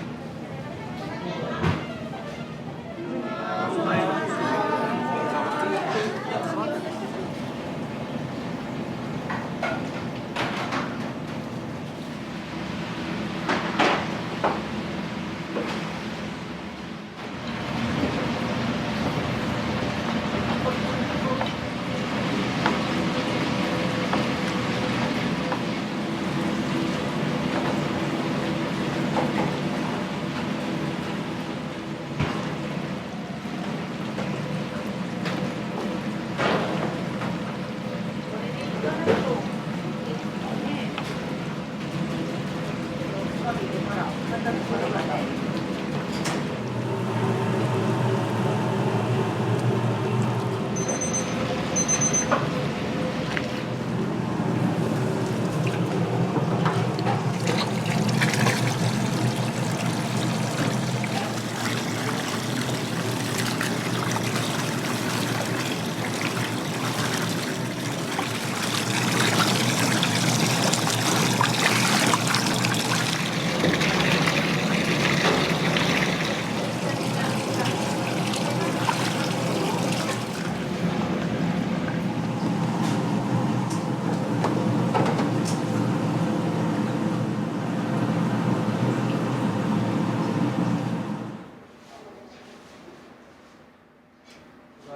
網の値っていうのが高くてですね、伸びやすい、引きがすごい。そうコシは少ないんですけど、その粘りっていうか引きがすごい。こうすすった時に分かるんです。おビヨンって伸びるなみたいな。言い過ぎると餅みたいなに感じると思うんですけど、そのぐらい伸びるねっていうような。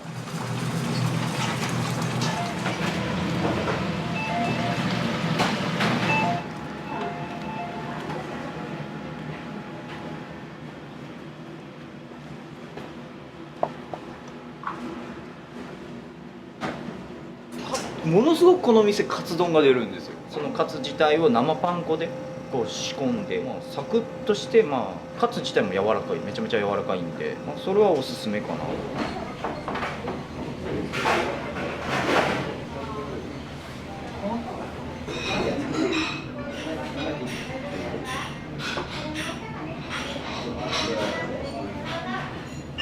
顔も商品、身なりも商品。相手のイメージは 80% 見た目で決まると言われています。それだけ第一印象が大切です。爽やか、清潔、礼儀正しさ、好印象を心がけましょう。声も商品、発言も商品、行動も商品、あなたの全てが商品なのです。お客様の前ではあなたを含めた全てが商品ということでございます。はい、じゃあ今日も一日よろしくお願いします。はい、よろしくお願いします。AAO。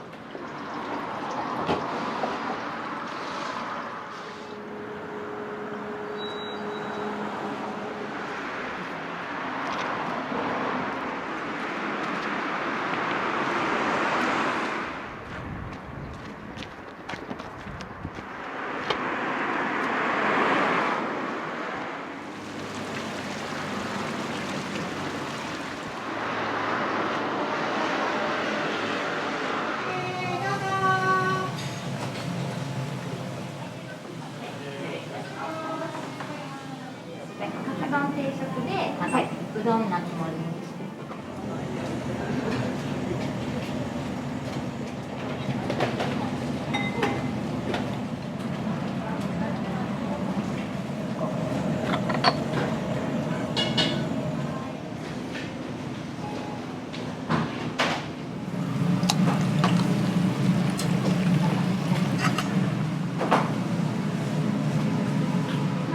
カツ丼定食でお待ちのお客様。はい、お熱いです。お気をつけください。何もじゃあ、肉ごぼう天が2杯とお稲荷さん2皿ですね。お待ちください。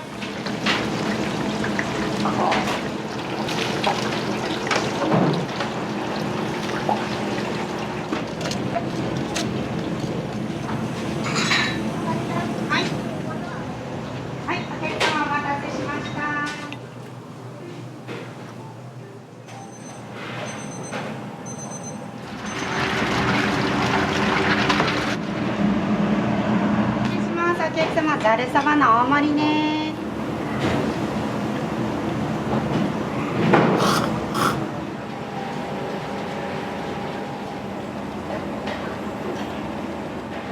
ありがとうございます。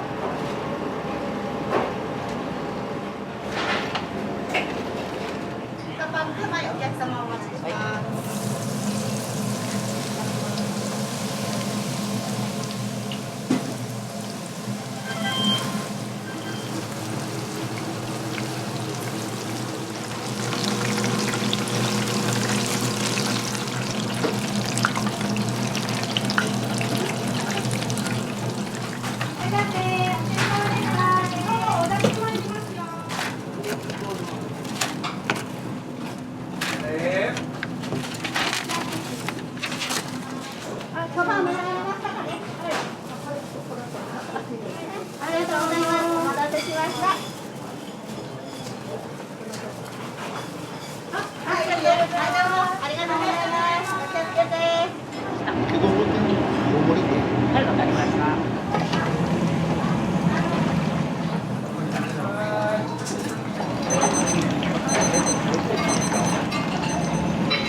ませ。いらっしゃいませ。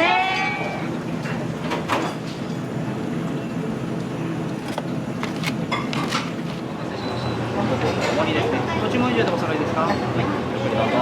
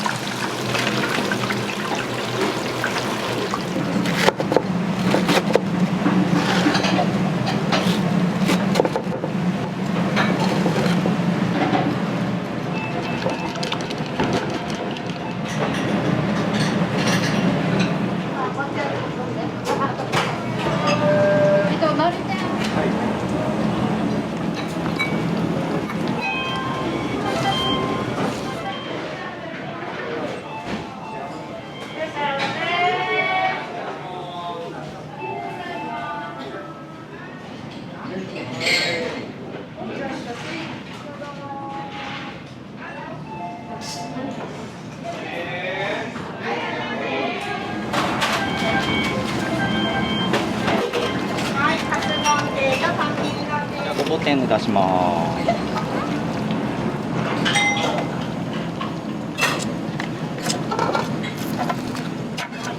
大丈夫だよ。はい。肉がバー天丼です。大盛りですね。はい、どうぞ。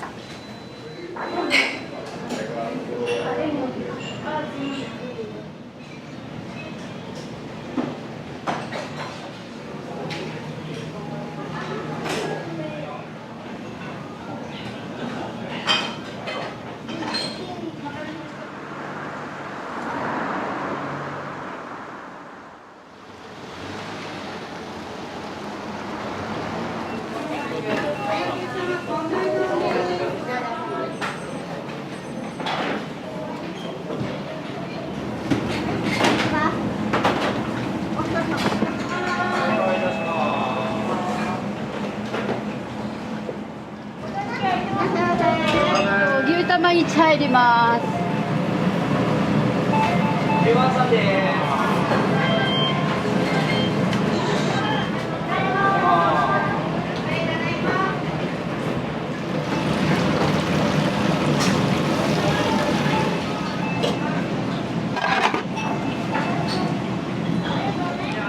い、いらっしゃいませ。ご案内お願いします。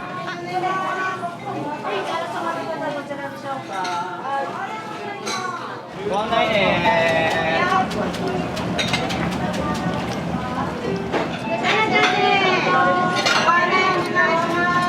これ12番さん。はい、失礼します。足から気をつけてくださいね。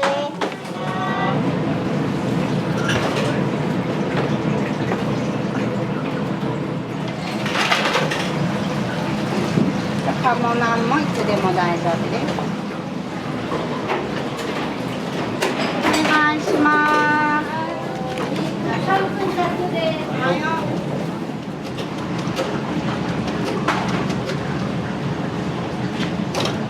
はい、お待たせしました。鴨ナンそばにご注文のお客様。こちらから失礼しますね。このまま。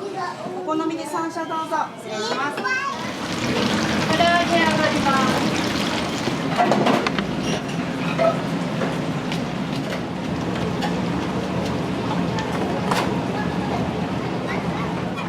改善お願いしていいですか。ご案内です。2番さんです。はい、お伺いします。4番ご注文以上でよろしかったですか。はい、失礼します。はい、どんと味噌丼きます。どんと味噌丼14番さんで上がりですね。はい、持ってきます。14番さんです。はい、行きます。よいしょ。味噌です。はい。お客様お待たせしました。こちらの味の別ちなみに今日は何を頼まれたんですか。特米うどん特米うどんの味噌和風ちゃんぽんみたいな感じのうどんっていうね。和風ちゃんぽん。野菜が入ってるから。ボリュームありますね。美味しいです。あっさりして。いらっしゃいませ。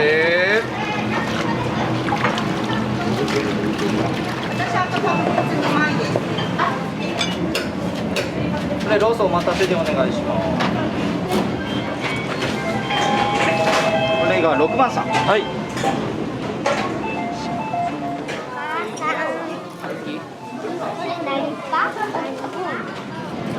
緊張するね、一緒なの。お願いします。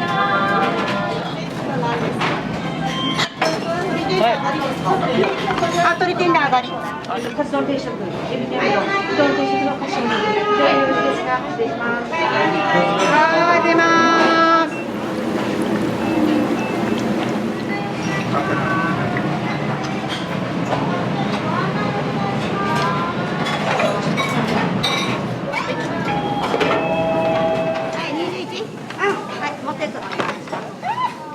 天そばですね。こちらで揃えましたでしょうか。はい、ありがとうございます。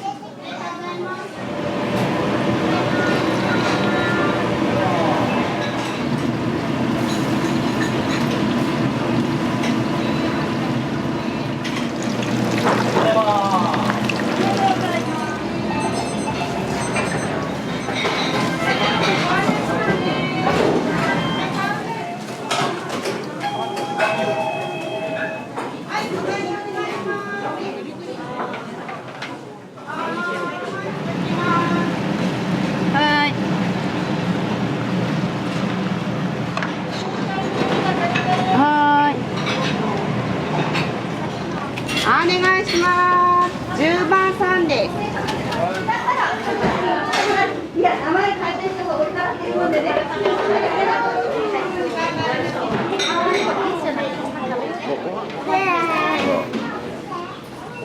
おいしい？おいしい。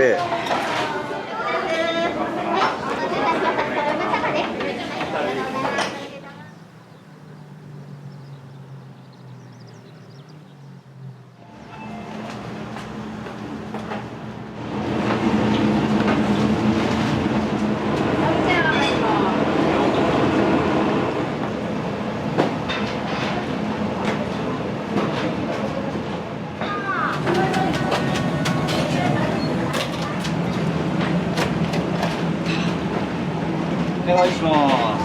はい。丸天と丸ごぼうです。はい。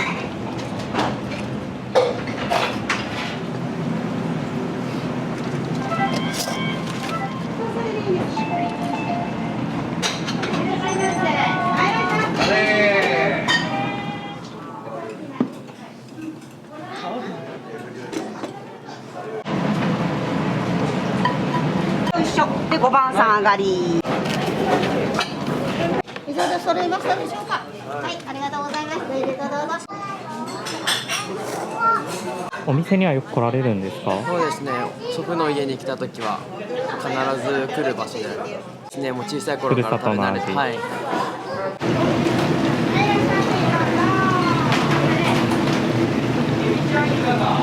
ビちゃん上がります。簡単3名様入ってます。どうぞいいですよ。簡単3名様入られます。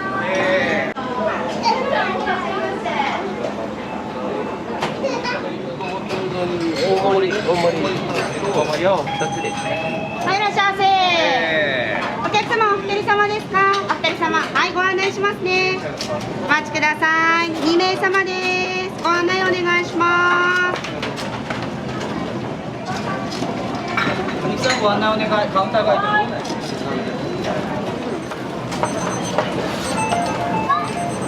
ダブルわかめ。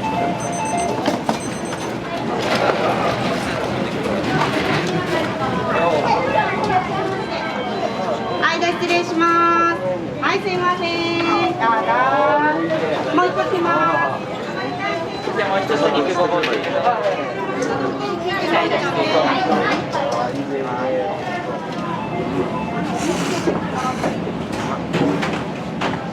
られるんですか？よく来ます。毎週のように来ます。ありがとうございます。私はわかめが好きなんで、わかめをもう一個さらにトッピングして食べてます。お願いします。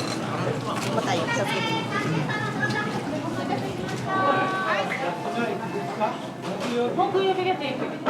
こちら丸天が2杯ですけど、どこ行きましょうか。お願いします。もう1個。はい。はい、失礼します。これが体験です。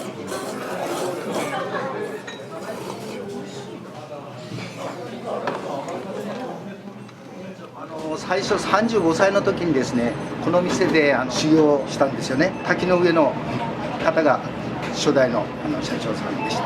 めちゃくちゃ厳しい方でですね、そしてこの店がめちゃくちゃ忙しかったんですよ。もうこの忙しさに耐えられたっていうか、ちょっと耐えたもんだから自分でもこう店ができるようになったかなと。3年前にこうもう閉めようかなということだったんですよね。あまりにもちょっともったいないもんだから、この店がなくなるっていうことで、ここは残したいと思って、じゃあやらせてくださいということで引き継ぐことになりました。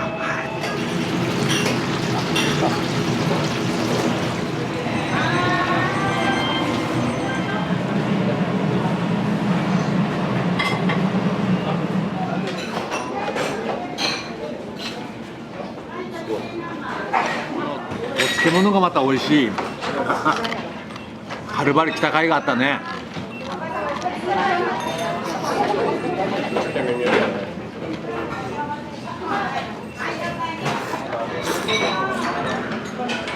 出汁が効いて美味しい。美味しいって噂を聞いたもんですから。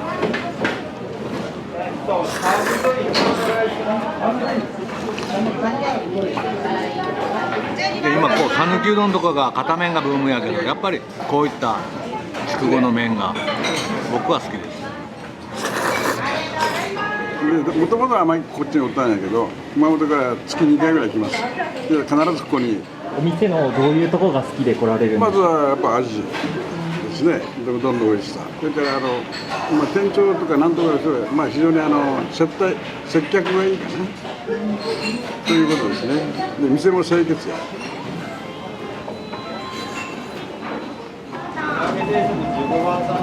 はい。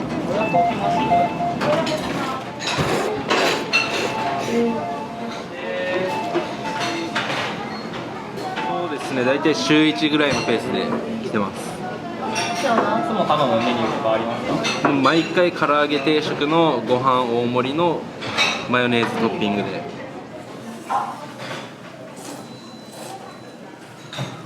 なんで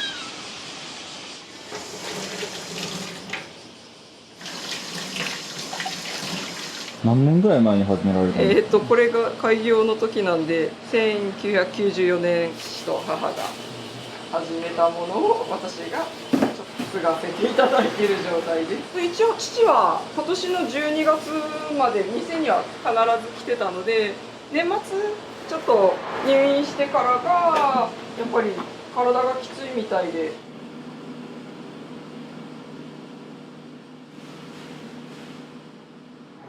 在の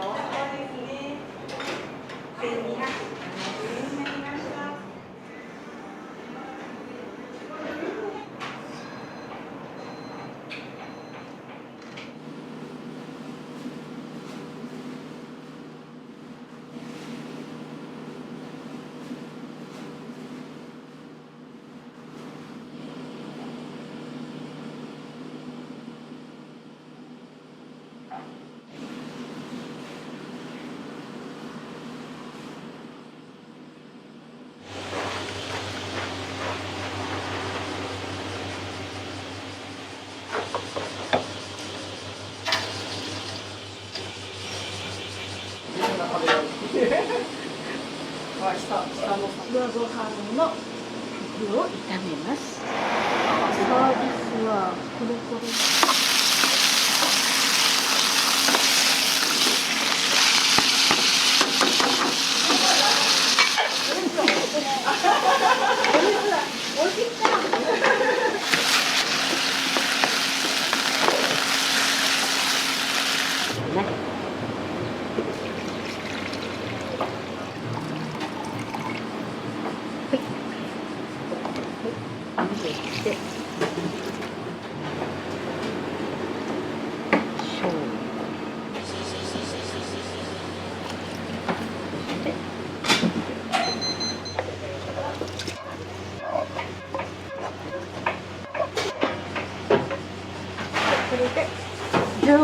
お二人何年ぐらい働かれてるんですか？9年目かな。あ、そんななると知らん。ここら辺ってなんでうどん屋さんが多いんですか？鳥栖の人たちってうどん大好き多いですね。密集してそこの助さんもあるし、ちょっと行ったら美濃屋もあるし、丸亀もあるし、薪のうどんもあるしね。でも激戦区でずっとあるのはすごいですけどね、お店が。そうですね。ここはもうだいぶ長いですよ。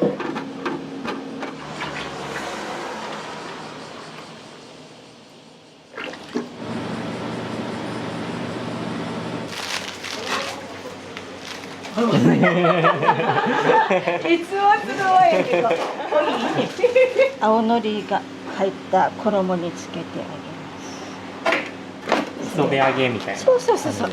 それです。ありがとうございます。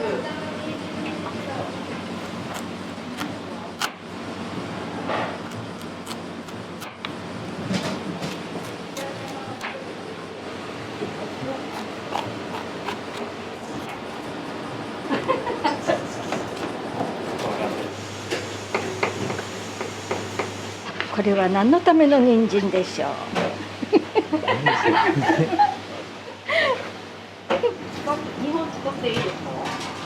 それどっちも冷やし。つけようかなと思います。明日土曜やし、持ち帰り1個冷やします。おはようございます。買いに行こうかな。かき揚げの材料。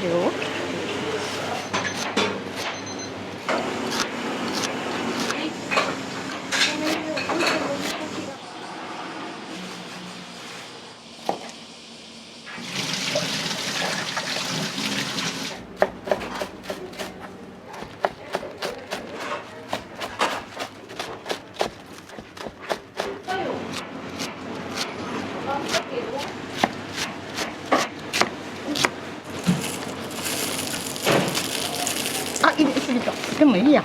250円でいい？200でいい？800、1キロあるもん。ないけれど、栃木ないから。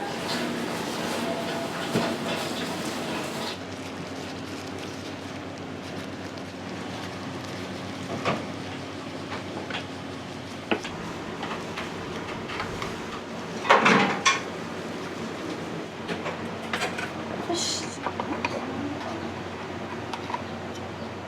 すごい。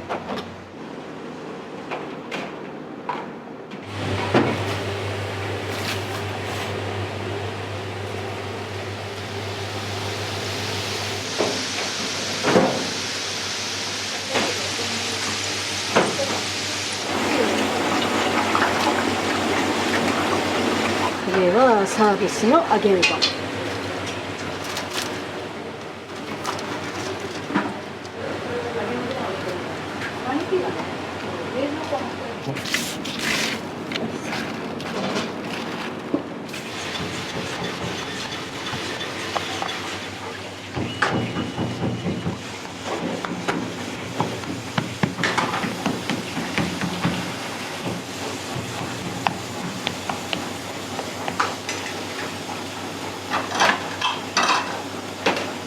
1916円です。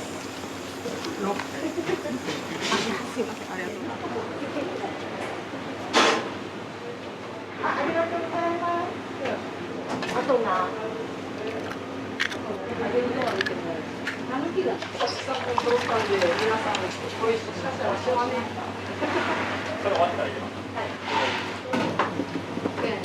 まだ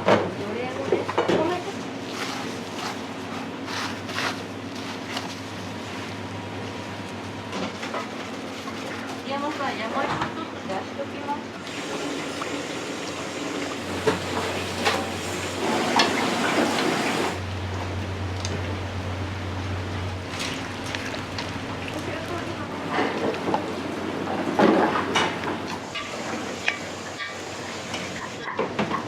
はい、混ぜたよ。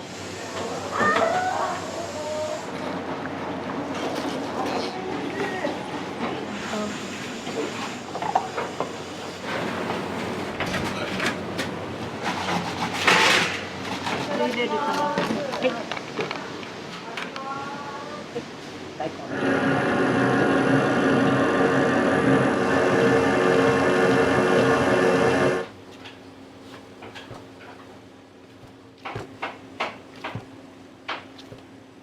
綺麗なまんまですね。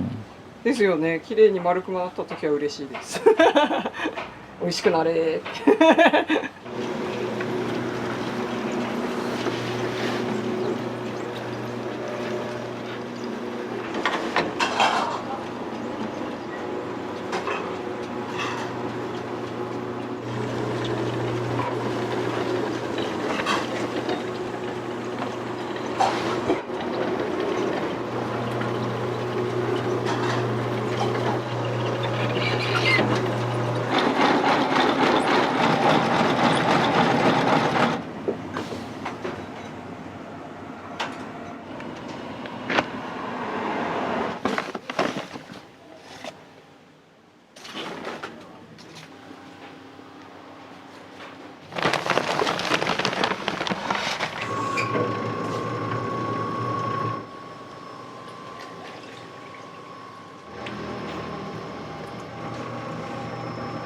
お父様がもともと国鉄の職員さんだったっていうお話をお伺いしたんですけど、はい、どういった経緯で始められたとかご存知だったんですか？鉄が JR になるときにクビになった最先端でリストラにあったっていう父の時は手打ちでしてたんで打ち台があるんですけど、はい、私はちょっと手で打つっていうよりかは機械で打った方がいいなって思ったんで一応機械を。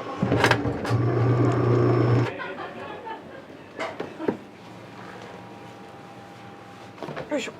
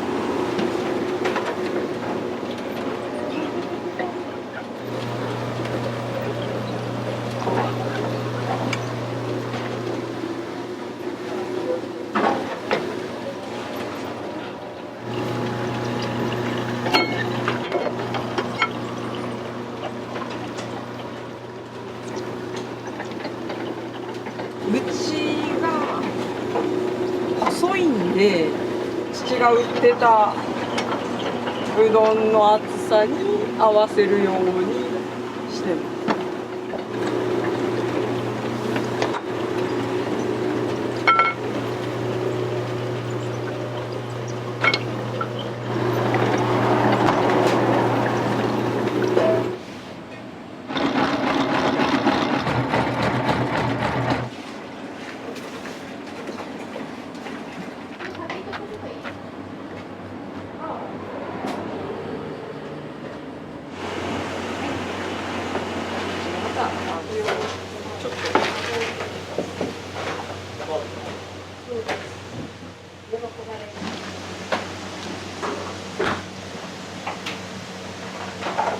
サービス品用です。素揚げして醤油と煮絡めてもらう。美味しい。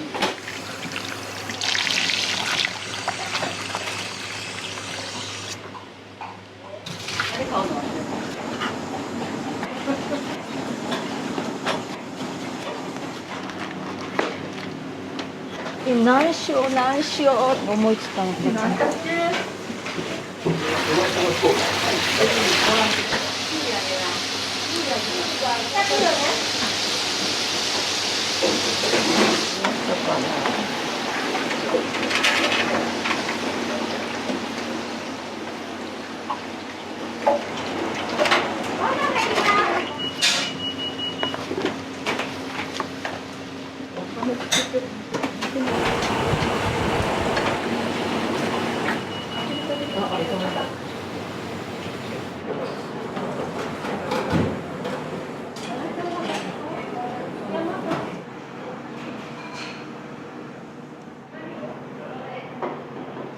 皆さん、今日も暑い中よろしくお願いします。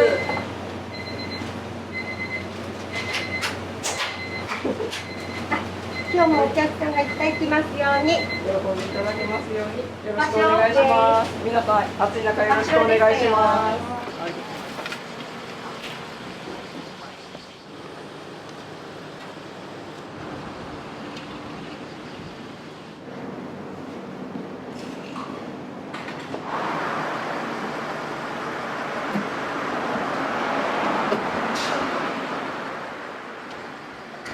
お待たせしました。どうぞ。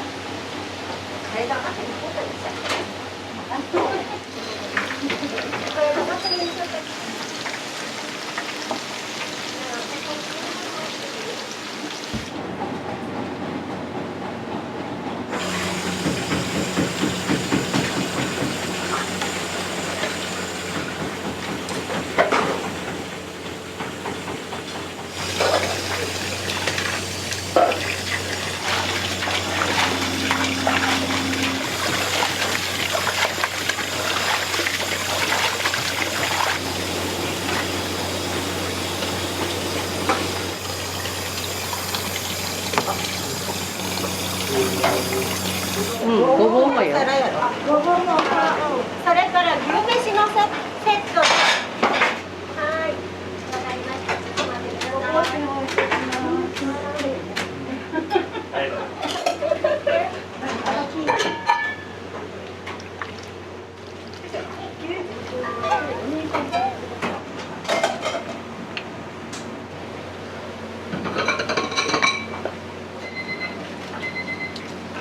こんにちは。ちょっと待ってね。お父さんの方からね。は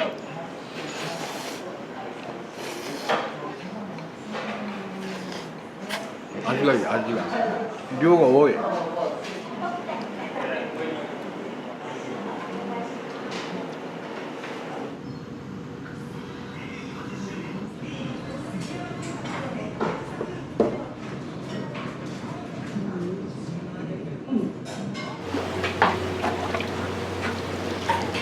これが細麺。いい？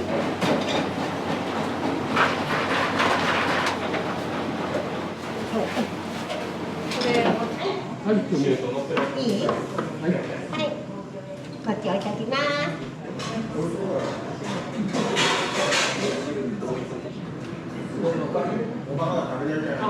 サービス。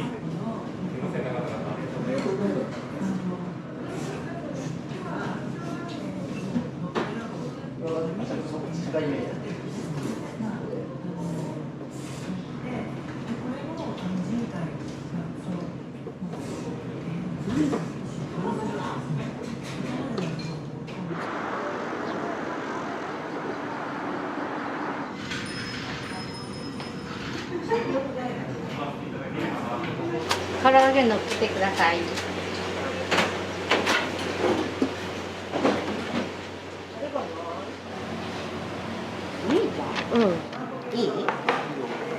ね。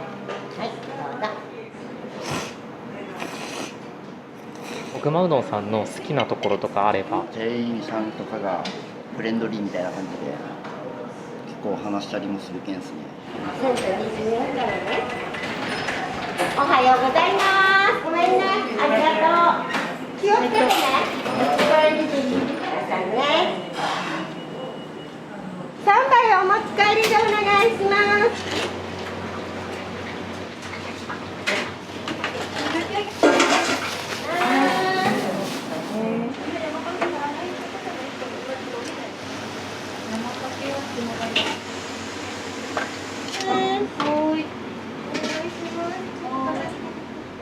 グリーンは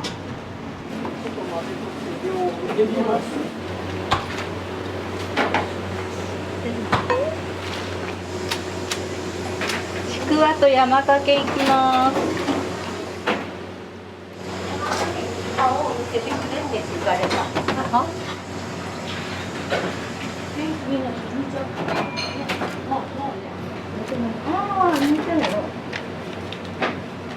ありがとうございます。ちくわ天どちらに。はい。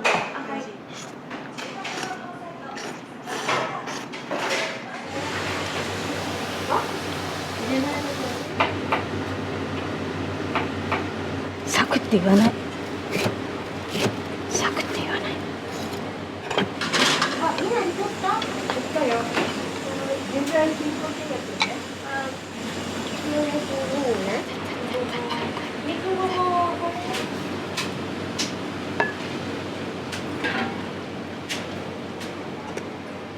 これが単品でございます。失礼します。カツ丼の単品になります。置いておきます。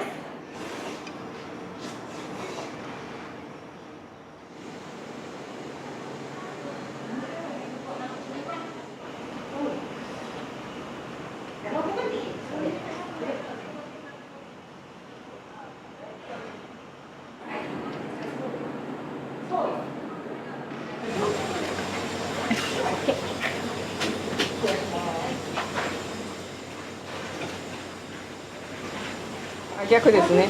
はい、了解です。はい。これが冷やとろうどんね。はい。はい。はい、どうぞ。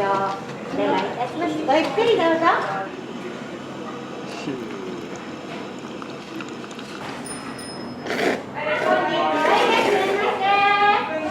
娘さんの方やね。大盛りね。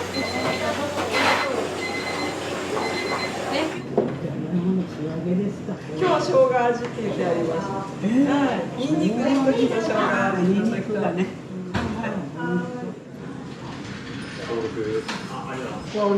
私は2個分ですね。ありがとうございます。いらっしゃいませ。いらっしゃいませ。いらっしゃいませ。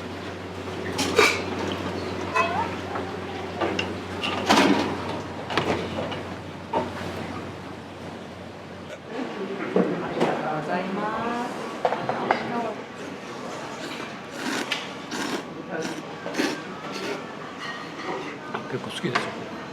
後数で何か所か行くんだけど、ちょっと濃いめの味で、まあ美味しいですね。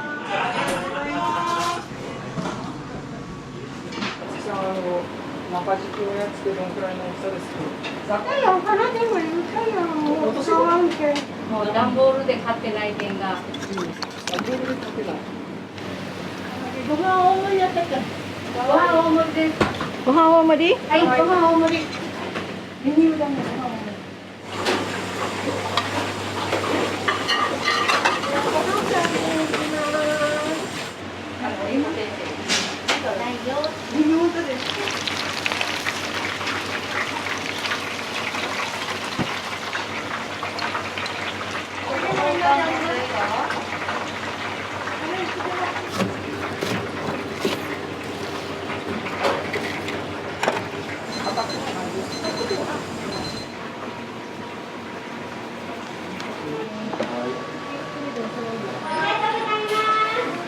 結構怒られるんですか？毎日来ようよ。ほぼ毎日。塩がと300円のお返しになります。どうもありがとうございます。牛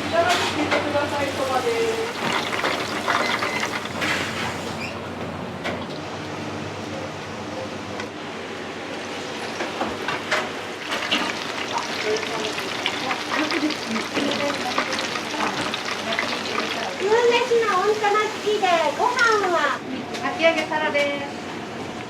かき揚げがサラ12番にも入っていただいてます。10番さん。こちらをいただきます。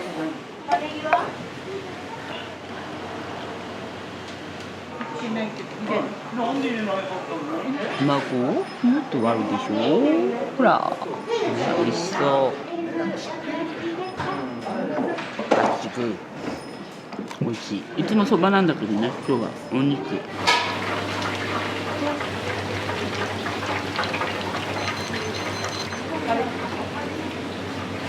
そろそろ上がるよ。南蛮でいたします。南蛮が上がってきました。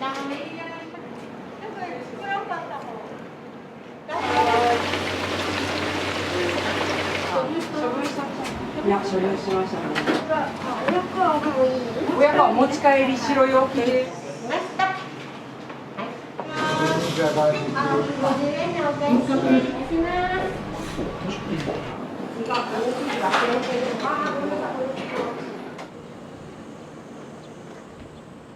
ざるそばが1つ、2ついいですか？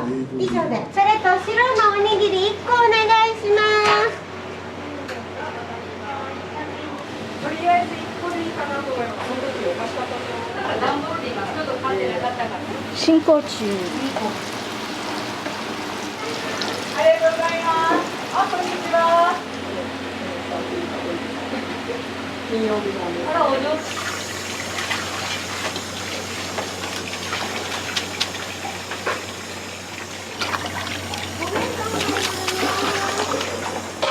はい。ざるそば行きます。はい。こっちの方。すみません、こっちからもらえるの。よし、できた。一つ持っていっていいよ。ごめんね。すいません、お待たせしました。こちらどうぞ。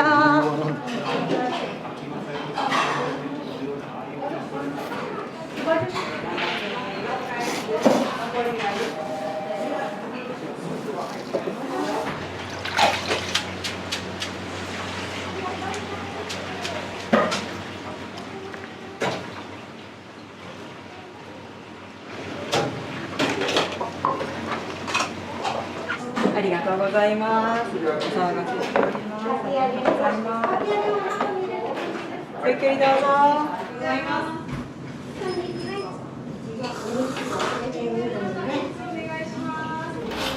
自由の開始です。どうもありがとうございます。はい。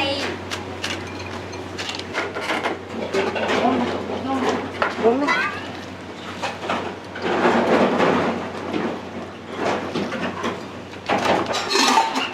んなさい。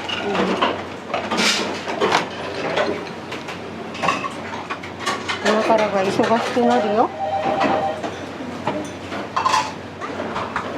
10番さんじゃない、もとい2番。あ、私はごぼうですよね。暑いですよ。ありがとうございます。おぐまがいなりとかしわです。なんだ。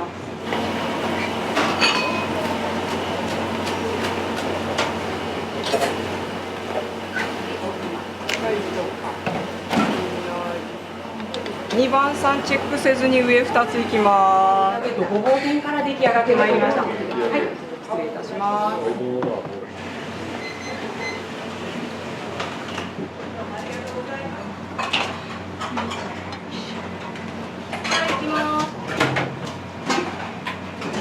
失礼します。おぐまセットですね。こちらの私もこちらで。ありがとうございます。いなりです。ごゆっくりどうぞ。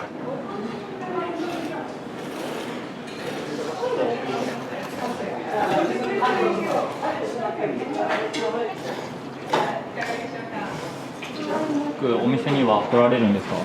はい。よく来ます。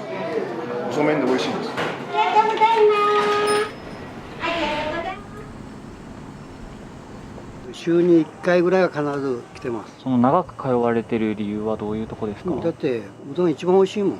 まず細麺で昆布とかああいうのに最初の性格から言ったらやっぱりいいものを使ってされるんで、私冬場はねもう鍋焼きうどんって決めたの、もうあれは最高。かまぼこと一つにしたっていい材料使ってるんで美味しいですよ。ありがとうございます。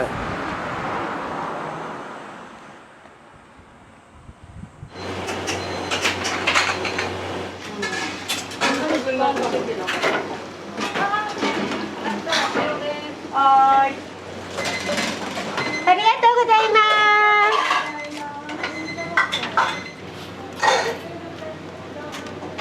ありがとうございま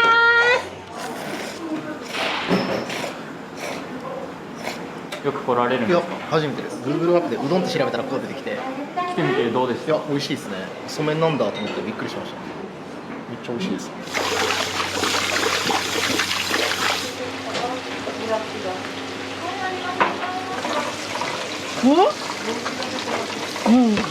ちょっと見てみて。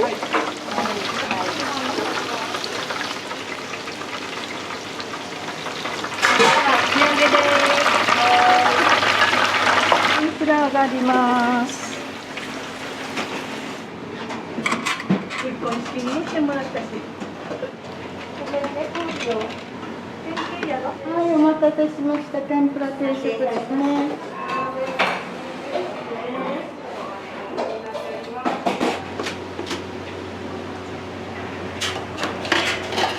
ありがとうございます。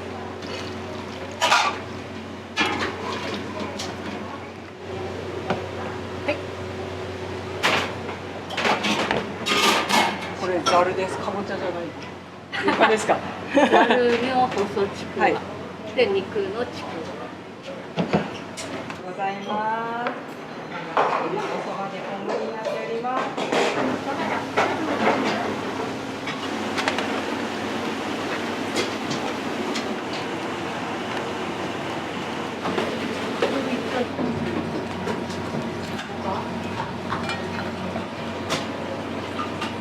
めっちゃちくわが美味しそうに上がってる。ち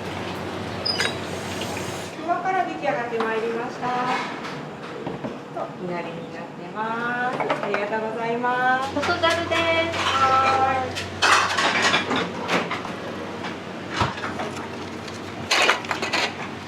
お待ちしました。ありがとうございます。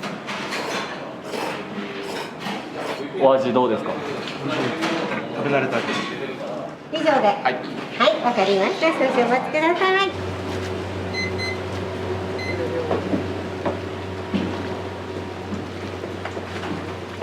こっちよ。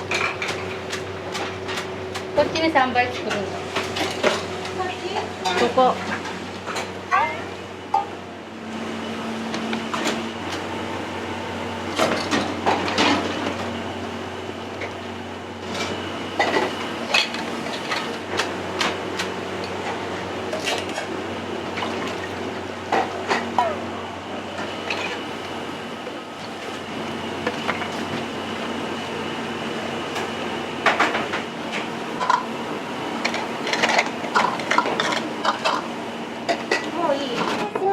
お待たせしました。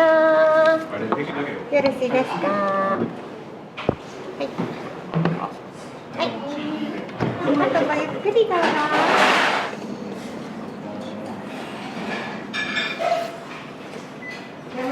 ありがとうございます。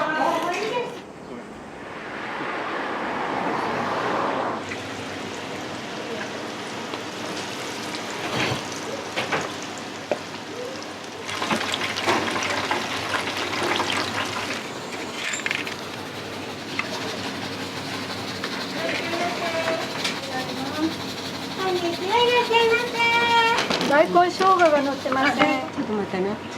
扇風機に。あは。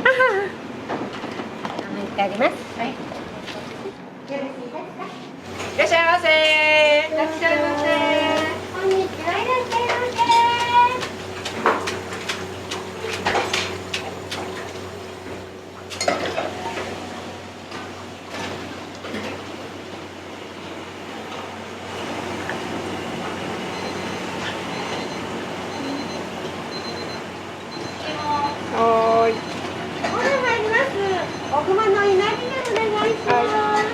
上がりです。ありがとうございます。はい、失礼いたします。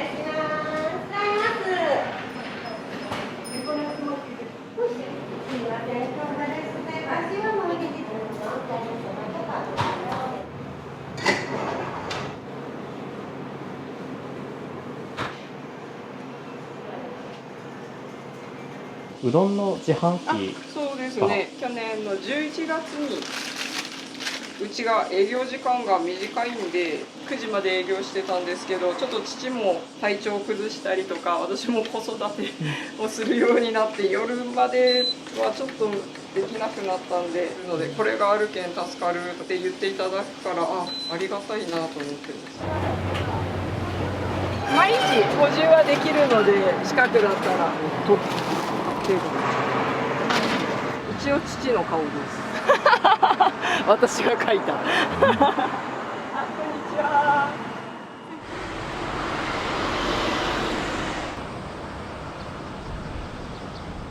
の絵を描かせていただいて、鳥栖市内の小学校とかは全部寄贈、佐賀のフリーペーパーに絵を投稿させてもら載せていただいてて、子どもたちがなんかちょっと面白いことを言ったりするのをなんかこんな風に載せてもらってます。